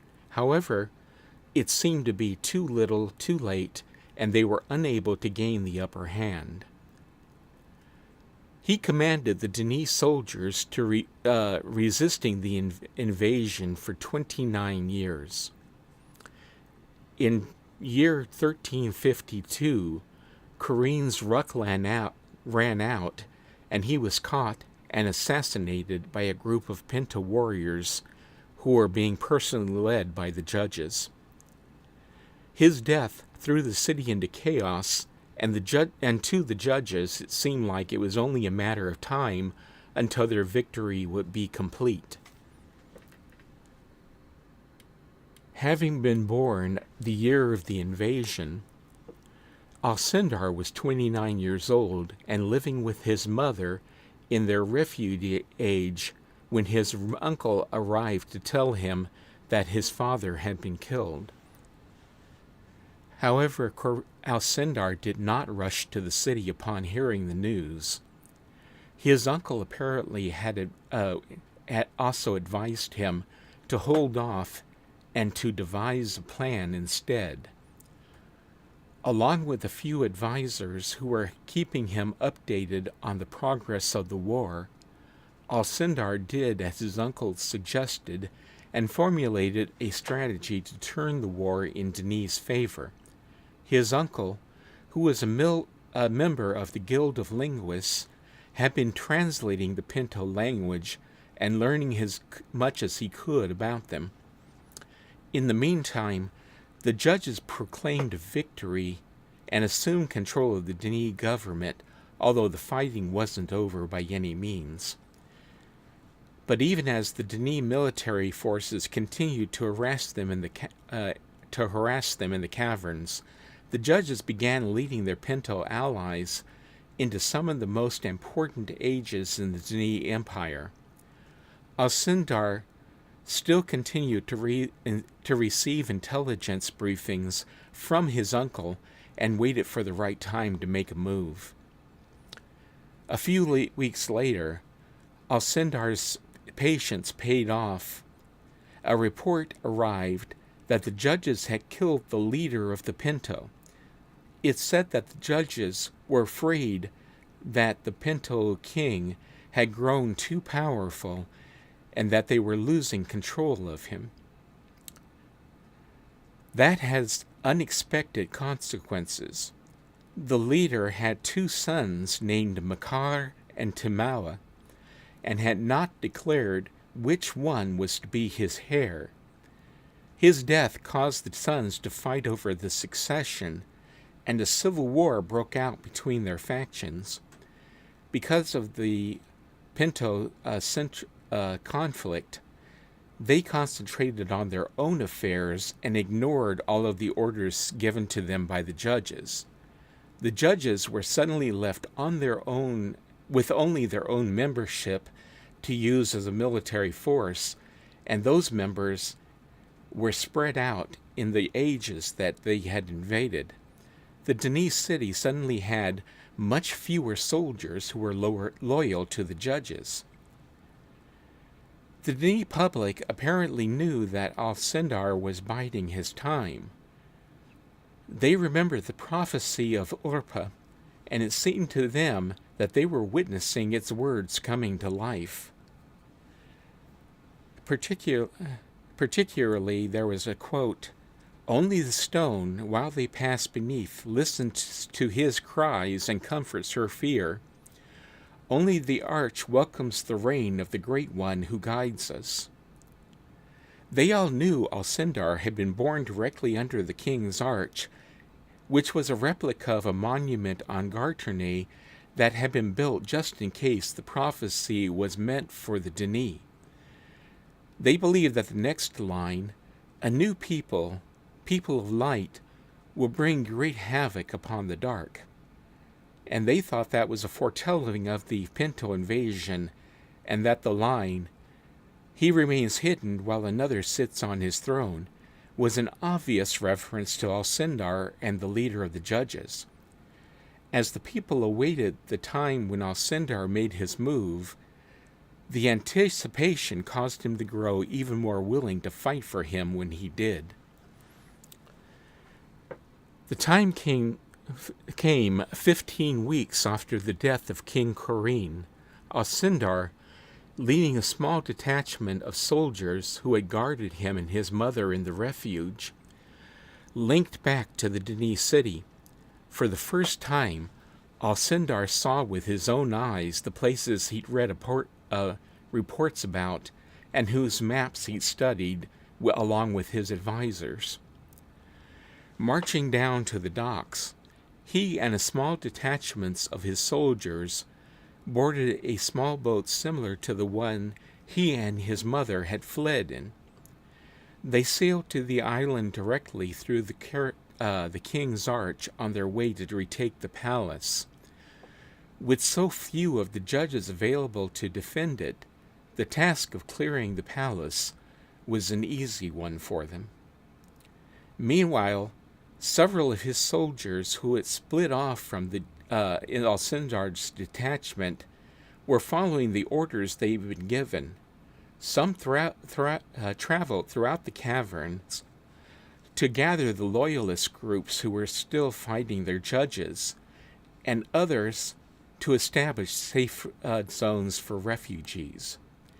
As the soldiers carried out their assignments, they were paired with Denis citizens who had witnessed or heard about Alcindar's arrival. They were joined by Denis citizens. While most weren't trained soldiers, the citizens greatly increased the number of able bodies available for Alcindar to command. After Alcindar established his base of operations in the palace, he set about organizing the Denis military forces. Once lines of communication had been reestablished, he enacted the next step in the plan he'd worked out with his uncle and advisors. A messenger was dispatched to contact the Pento faction that supported the son Makar, with a letter saying that Alcindar wished to negotiate a deal with him. Alcindar's proposal was that he would help Makar defeat his brother if, in return, the Pento would abandon the judges and to retreat to their homes peacefully. Makar agreed on the condition that Alcindar would have a new homage written for them, as the judges had promised, but had not delivered. After the details were agreed to, a treaty was signed between them. In year 1376, Alcindar led a Denis military expedition to the Pento age. Denis history called the invasion the Battle of the Great King, and it was a total victory for the alliance of Makar and Alcindar. Makar turned two of the leaders of the judges to Alcindar on the spot, and 3 more were found in the Denis city later. All 5 were sent to prison ages, and the descriptive books were burned. A number of influential Denis had demanded that they be put to death, but Alcindor refused for unstated reasons. A few weeks later, Alcindor was coronated, and it was said, not one on Denis did not attend the event. Our cheering was as loud as thunder, and our pride as solid as the arch through which he sailed. That should have been the end of the story, but it wasn't over yet. Alcindor didn't trust the Pento in general, and Makar in particular, so he secretly worked with the Guild of Writers and Healers on a biological weapon that was custom-tailored, just in case it might be needed in the future. The linking books between Denis and the new Pento age were left in place because Alcindor insisted on continued contact with him. His advisors argued that the books should be destroyed, but he didn't listen. In Denis year 1466, Alcindor's distrust and desire to keep away to get at the Pento proved to be justified. For reasons that are not yet mentioned in the records, Makar came to the palace via a secret leaking books that judges had given to him and to his brother. He'd hidden them from Alcindor and the Denis. It's not known why, but he personally assassinated Alcindor's wife along with the 2 sons they'd had together. Alcindor was furious and chased Makar personally. When he caught up to the man, he killed him in what records simply say was an astounding battle. 2 days later, and once again against the advice of his courtiers, Alcindor ordered the release of the biological weapon into the new Pento age. It struck quickly and spread rapidly into a plague. The records do not say how the plague was released, but the result was as gratifying to the weapon's creators as it was horrible. The entire population of the new Pento died within 3 days of being set loose among them. That was not so quickly as that it forestalled an unplanned tragedy. Most of the Pento realized that a sickness had been set upon them and linked to a number of other ages in attempts to escape. That's when an unplanned event took place. Alcindor had wanted for it only to affect the Pento, but that may have been too much to ask. Instead, the healer guildsmen who engineered it had simply made it so that it did not harm the Denis people. The Pento who tried to escape the disease ended up infecting the other outsider cultures before dying, and the loss of life wherever they went was horrifying. Since it was designed not to, the sickness did not affect those of Denis heritage. However, when the Guild of Chemists learned about the disease, they began to fear that it might mutate into something that could infect Denis. When the Denis public heard about the plague that was spreading throughout the empire, they blamed the Pento for the devastation, since they had no knowledge of their own government's creation of the disease. In response, all of the books to which the Pento had access were gathered together with the intention that they would be burned, and any surviving Autotanti people in those ages would be left to their own devices. The books were gathered, but they were stored away instead. 4 years later, In Dini year 1500, Alcindor called for a gathering of his people to inform them of the truth. In the speech he gave, he admitted that he had been the one who had created the plague and ordered its release. At the end of its speech, he asked to be sealed into the temple of the great king, along with all of the books to infected ages, and with any books that linked the Dini to their past on Garternay. A year later, as he was requested, Alcindor was sealed into the temple with a large but unknown number of books. One of these books was probably their linking book to tyranny, the age to which most of the Rhone people had moved, but the Dini had not.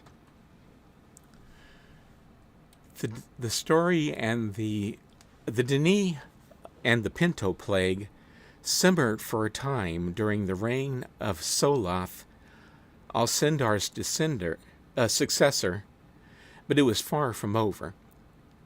In Dini year 2015, a man named Gon took the throne at the age of 144. He never got the chance to do much to distinguish his rage, mostly thanks to his grandmother, a woman named Jolatha. 6 months after Gon's coronation, the Dini people began falling sick. The sickness developed into an epidemic and was soon declared a plague. In their attempts to identify and treat the illness, the Guild of Healers discovered that it was a variant of the Pento plague, which had mutated just as the Guild of Chemists had been afraid it would. The evolved version of this caused a swift death by heart failure in the very young and the very old, and adults had their life expectancies cut in half. Even worse, it caused massive infertility, and the birth rate among the Dini dropped drastically from its already low frequency. Once word had spread that the plague was similar to what the great king had created, the Dini people put most of the blame for the illness on Alcindor. What few knew was that Jolatha, Gon's grandmother, had ordered that the tomb where Alcindor had been sealed was to be reopened because she wanted the books that he'd taken with him to give to a religious cult that she favored. Those who knew about the breaking of the seal evidently kept their mouths shut. Despite the low fertility rates, Gon managed to have a son named Benisherin in year 2050. When Gon died and left his son the throne, it was to rule over a population that was slowly dying both physically and emotionally. Benisherin took the throne in 27 at the age of 20, making him the youngest Dini king ever. Even by surface standards, he was young, untrained, and too experienced to become a good king. He showed his immaturity many times during his rather short reign. He was easily swayed in his religious views, sometimes begging Yavo for healing, and other times calling upon the tree, a central figure in Jolatha's favorite cult. Instead of supporting the guilds of healers and chemists who were desperately searching for a cure, he publicly denounced them with accusations of shallow efforts and failing their own people. As the adult population continued to die, the number of children born decreased tremendously. Benisherin died in Dini year 2193 at the age of 143 without siring any heirs. There were so few children being born by then that Benisherin didn't have a suitable person to leave the throne to, even among his court. The only choice left to him was to appoint his 170-year-old uncle as the crown prince.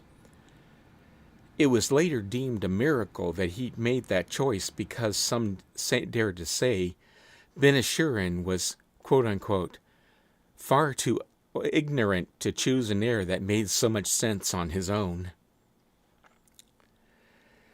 And so Ben-Ashurin's uncle Hemelin took the throne in 2193 at the age of 179.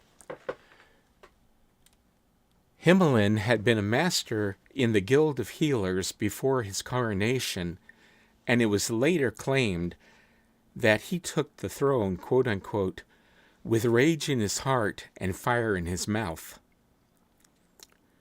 Disgusted and furious with the way Ben-Ashurin had aroused negative public opinion against his guild, he made it his mission to find a cure for the plague.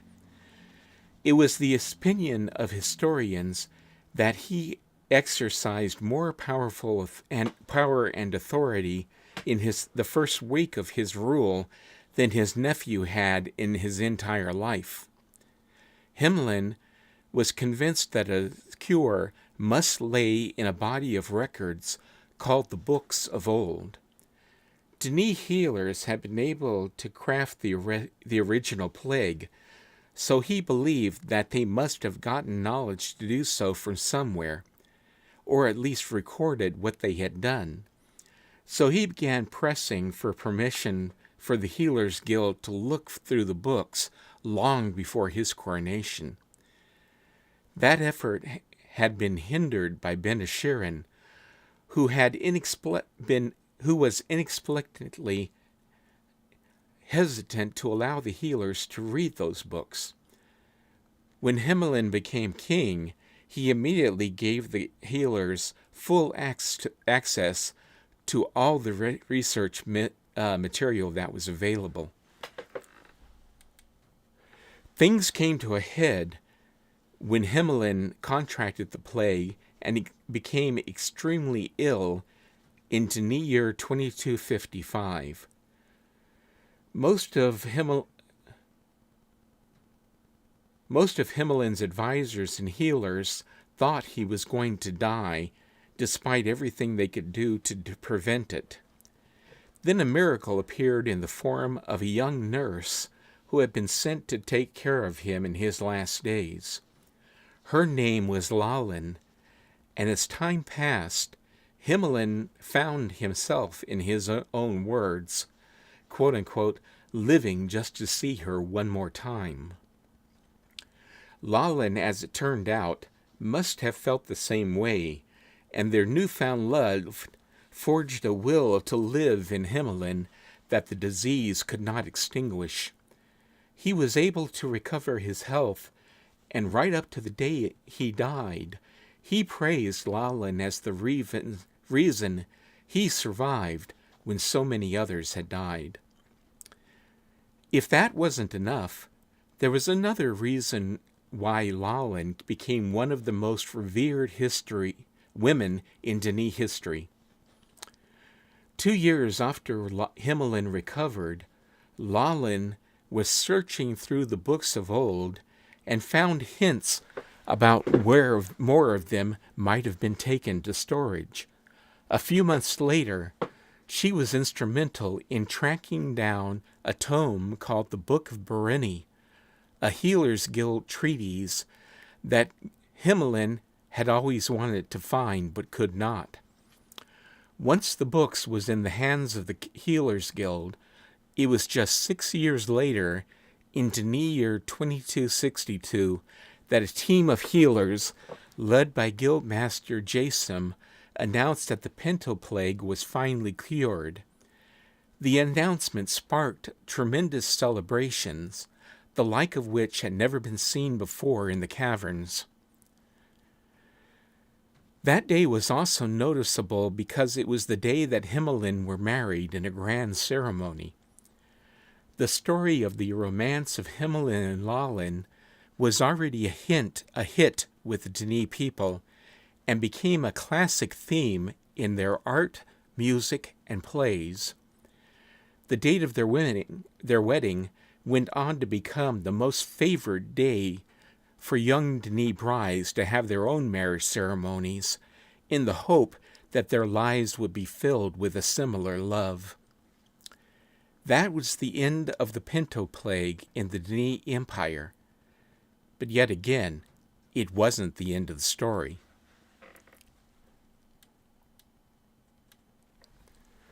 Himmelin's successor, King Nagan, took the throne in year 2356 at the age of 86.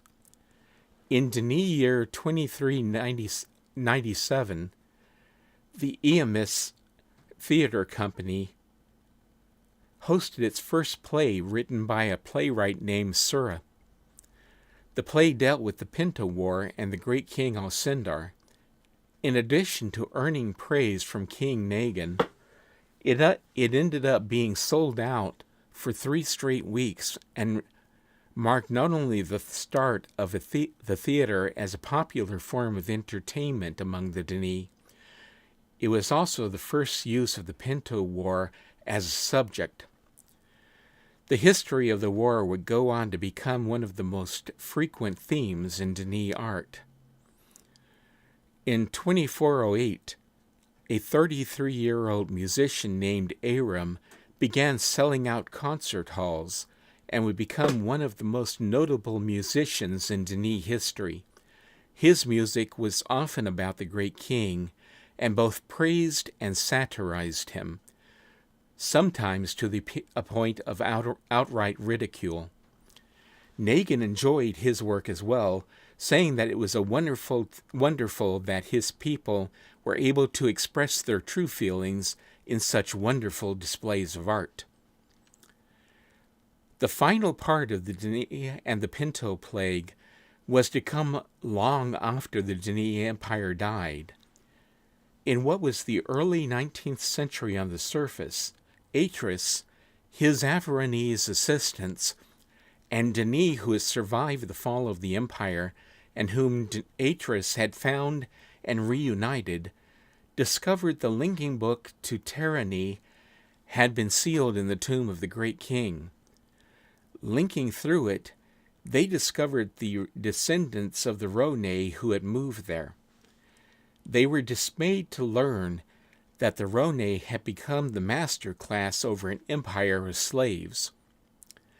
While it's not said exactly what the illness was, the Denis were carriers of intestinal microbes that spread virulently among the Ronais of tyranny and killed nearly 99% of them within a matter of weeks. The Denis were immune to the microbes, but their Tyrannese cousins were not and had never been exposed to anything like it. Given how suddenly and how thoroughly the disease struck and killed the Tyrannese, I strongly suspect that it was the last strike of the Pento plague and showed that the disease created to destroy New Pento still had the ability to enact genocide on a grand scale thousands of years after it had been created. And so it was with the death of the slave masters of tyranny that the story of Denis and Pento finally came to a conclusion. But perhaps the end of this tale, too, has not yet been written. Do we have any questions? I don't see any. I have a question about Datahmnay real quick. Sorry for the mispronunciation. We know, of course, that the Pento, there's no living beings there anymore, right? But with Datahmnay, are there still living beings there? Datahmnay? Yeah. Do No, we know? Datahmnay was not one of the refuges where they found Denis survivors. Okay. Thank you. Okay, and then let's see. Oh, we still have a half hour. This is coming along nicely. Okay, so for the last thing we're going to cover today, we're going to talk about Denis currency and banking. Can I interject real quick? I'm very, very sorry I have to get going. I have another obligation. Thank you, everyone, for coming. Our next tour will be February 22nd. It will be a physical tour of an age that we're going to keep secret. We like to keep things interesting. And so goodbye, everyone, and I'll see you next month. Bye-bye. Okay, anyway, getting on to the subject. As a civilization, Denis needed a practical way to conduct transactions between individuals, businesses, and the government. On the surface of Earth, there have been moneyless societies, but they only existed when they were so small that barter was practical.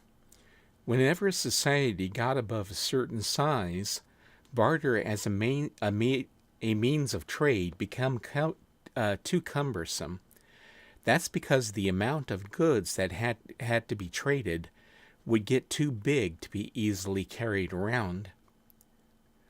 When that kind of thing happened, the concept of money was usually invented in some form or other, or got borrowed from another society that already had it.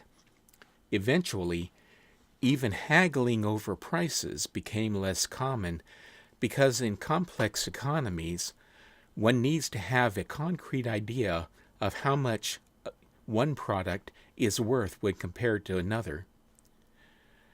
We don't know very much about Denis money, but there are several references to it, so let's cover some of them now. In King Carin's notebook, one of the first references to money can be found when it says, King Carin continued to live in the city, although his family stayed in a secret private age. The city grew more and more dangerous as the judges began to destroy more of the city and kill more of its citizens. King Carin poured money into the city guard as well as the small military of the city, although it seemed too little too late. That, of course, we heard before in the Pento lecture. The next reference is in the King Nagan notebook. Another reference to money can be found in King Nagan's notebook. It has a sentence that specifically mentions the word money. In 2500 DE, Nagan proposed the construction of a new council chamber for the guilds. Somewhat surprising was that he suggested it should be built over the tomb of the great king. The proposal was met with little opposition, and construction began 2 years later. In 2504 DE, the tomb of the great king was barely visible, a tremendous symbol of what Denis had become. Later it was discovered that within the council chamber was a massive vault protected by puzzles of a sort. The tomb has always been known for its patterns, some of which were claimed to have been prophetic messages. Nagan apparently became enamored with the passages having prophetic messages, with the patterns, and spread them throughout the unseen portions of the chamber, as well as the seen. Well, I made a dog hash of that. Sorry about that. Though the public knew very little of the vault at the time of construction, years later it was found to contain a tremendous amount of royal wealth, something Nagan had publicly encouraged. Of course, most were not able to save the amounts Nagan did, but the idea of saving one's money for future generations was strongly encouraged by him. King Nagan's notebook also mentions that the Denis paid to attend musical concerts. In 2408 DE, the 33-year-old musician Aram began selling out concert halls, marking the beginning of yet another of the beginning of the yet another career of one of Denis' great artists. His music often dealt with the great king, many times ridiculing. Nagin praised his people for their ability to express their true feelings in such wonderful displays of art. When Yisha recorded her speech about Kaddish Tolesa, she mentioned Nagin. The bones of Master Kaddish speak louder than words. His bones are the bones of Denis. He clung to the teachings of good King Nagin, who required good citizens to cling to their treasure. And indeed, we can see examples of what may be Denis coins in Kaddish's vault. And the picture that I'm showing is shows some of the piles.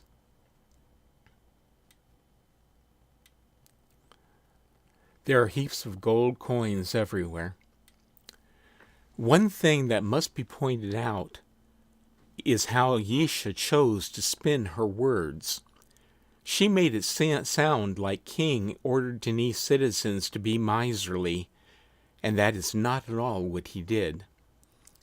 His words on the subject weren't orders, and secondly, she completely left out the purpose of for which he said that one should save one's wealth.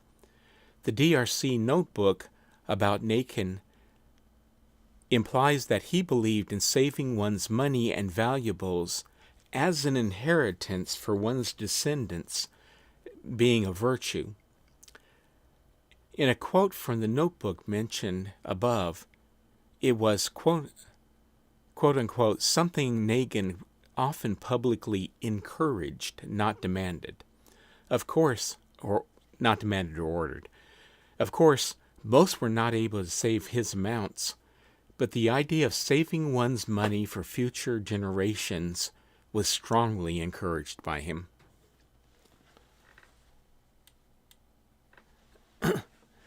King Kedri's notebook mentions,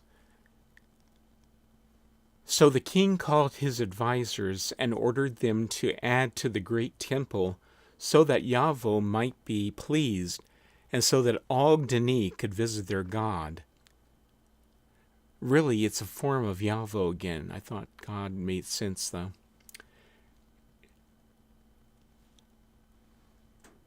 Could visit their God in his house, just as those with money. And he says that it's a word that means an inherited kind of money we're allowed to do. The king ordered them to add to the opera house so that all of Denis could hear the skills of song of the people, and not just those with money. This time of the word means an inherited kind, an earned kind of money we're allowed to do. The king ordered them to add to the district of Bellari so that the area started by King Rakuri might not fall into disrepair, but be treated as all other areas of the city, and that all of Denis might live in prosperity, just as those with money, quote unquote, this time he both kinds, earned and inherited, were allowed to do. Note that there are several words for money mentioned in that paragraph. We don't know any of them, but at the very least there seemed to have been a distinction between money you earn for yourself and money you inherited, and there was also a separate word for both kinds. The translator's note for the notebook says more on that. There are trouble spots here. There seem to be a few different words, kind of words for money. Might need some help with that as well as the whole place thing. The Bellari district, by the way, was the original name of a working class district on Agra Island.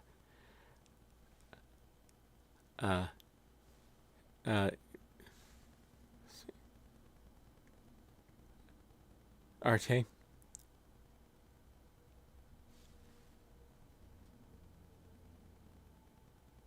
Arte, are you on? Okay. Anyway, I believe that that district was renamed as Asham. No, it wasn't Ashaman. But it was ultimately renamed as Carathan in the, after the death of King Kurith, because they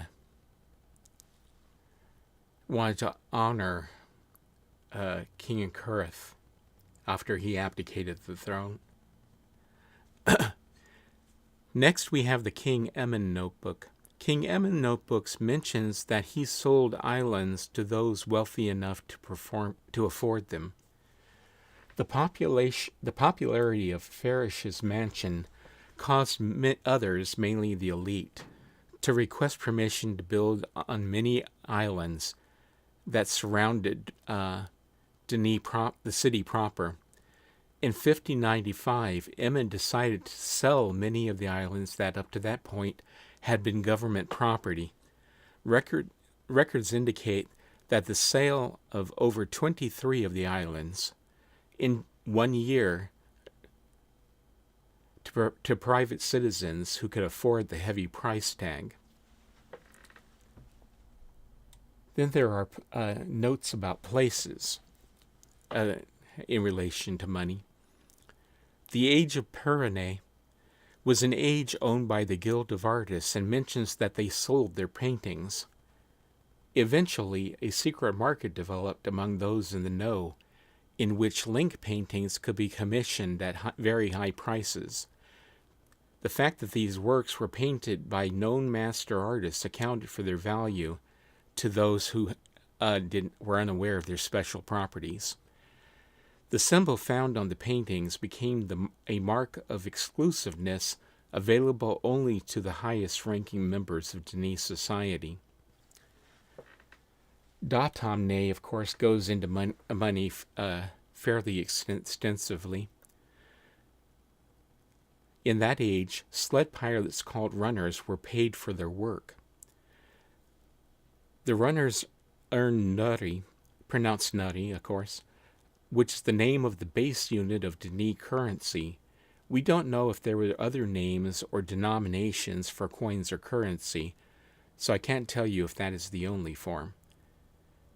In other words, it could be that nari was the only unit of currency in Denis, in the same way that yen is the only unit of currency in Japan. We also know that the guilds taxed their members from notes, because it's mentioned that guild runners had guild taxes deducted from their pay. Pay was not in coins, though. Coins can rapidly become heavy and cumbersome, too much so to carry around if you have a large quantity. On the surface, the answer to that problem was paper money, and later electronic transfers by means of debit and credit cards. The Denis did not have paper money. Instead, they had a uniquely Denis solution.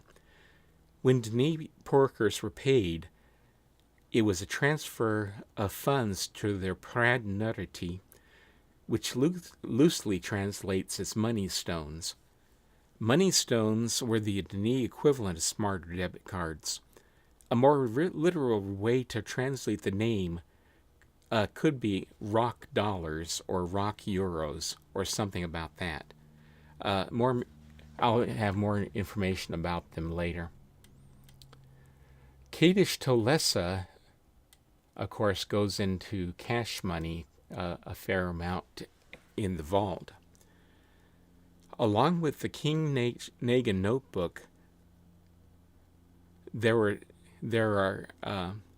Kadish Tolesa, along with the King Native notebook, has examples of that the wealthy commission private vaults or write ages to store their wealth. The word Tolesa literally translates as sealed place, but it has the implication of the word vault in the sense of a protected storage space. Ex-Guild Master Kadish was a very successful and wealthy member of the Guild of Writers and personally wrote to Lessa as a securest facility for his fortune. In the vault the age was named for, he has heaps of golden coins whose value is not mentioned, including he also has valuable art and textiles, fine ceramics, and antique arms and armor.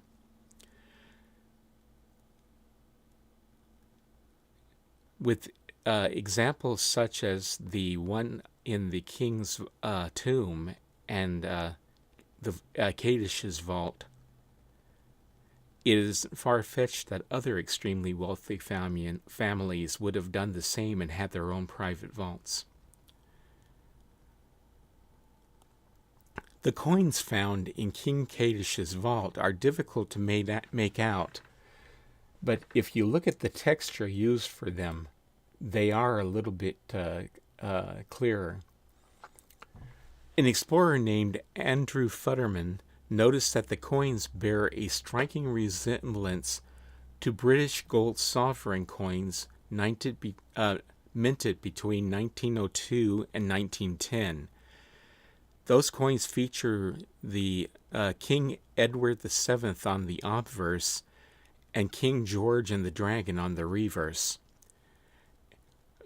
I'm showing a close-up of a 1902 sovereign for comparison to the coins on the right.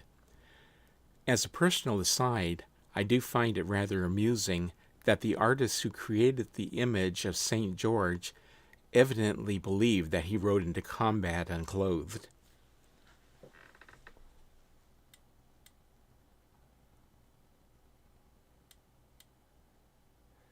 So, here are some information that I got from Rawa. Saying that Pradnurati were the Dni equivalent of debit cards is a simplistic way of describing them. They weren't really the same because they were themselves a form of money. Each Pradnuri had a set monetary value, and so were a form of physical money. But the number of nuriti the stone was worth could be changed. Transferring funds added to and deducted from the value of the stone. Since the Dni were highly adept at manipulating stone, their currency made use of that. Most transactions were conducted by a machine that one might think of as the Dni version of an automated teller machine. The transaction required two money stones, one to deduct value from and one to add value to. The two stones were placed in the machine, and it altered their values to reflect the amount that was being transferred from one to the other. This would have also been how they did sales. In other words, there would have been a sales terminal that worked by reading the Pradnuri and determining its value. And if the Pradnuri was worth more than what it was being paid for, the amount would be deducted and the coin the Pradnuri would be returned. But if it was the same as the value, then the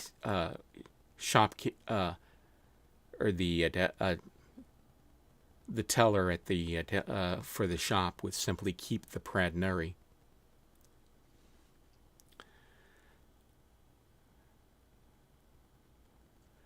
The Dni also had a means of transferring value from one card to another at a distance. Dr. Watson said that as far as he remembers, it involved some form of neutrino technology that could travel through through the rock of the caverns freely. He went on to say that while he doesn't remember any details, there may have been security features in the Pradnuri tea, that prevented foraging or prevented using a stolen money stone. These features were evidently something that could be voluntarily altered by hand, since a money stone could be tendered as a payment for purchases or to change ownership when being given to another. And that brings us to the Guild of Bankers. Another point Dr. Watson mentioned is that in an advanced society, a person might not want to carry all of his or her money at all times. As mentioned early, very wealthy people might own private vaults and either write or commission entire ages where the vault could be kept away from potential thieves. But that kind of investment was well beyond what the average Denis could afford. Instead, Denis had a public banking system. The banks were operated by the Guild of Bankers, which was considered a minor guild. Presumably, one of the main services the banks offered was the rental of safe storage boxes and vaults to individuals, businesses, or families in which nutty money stones or other valuables could be stored.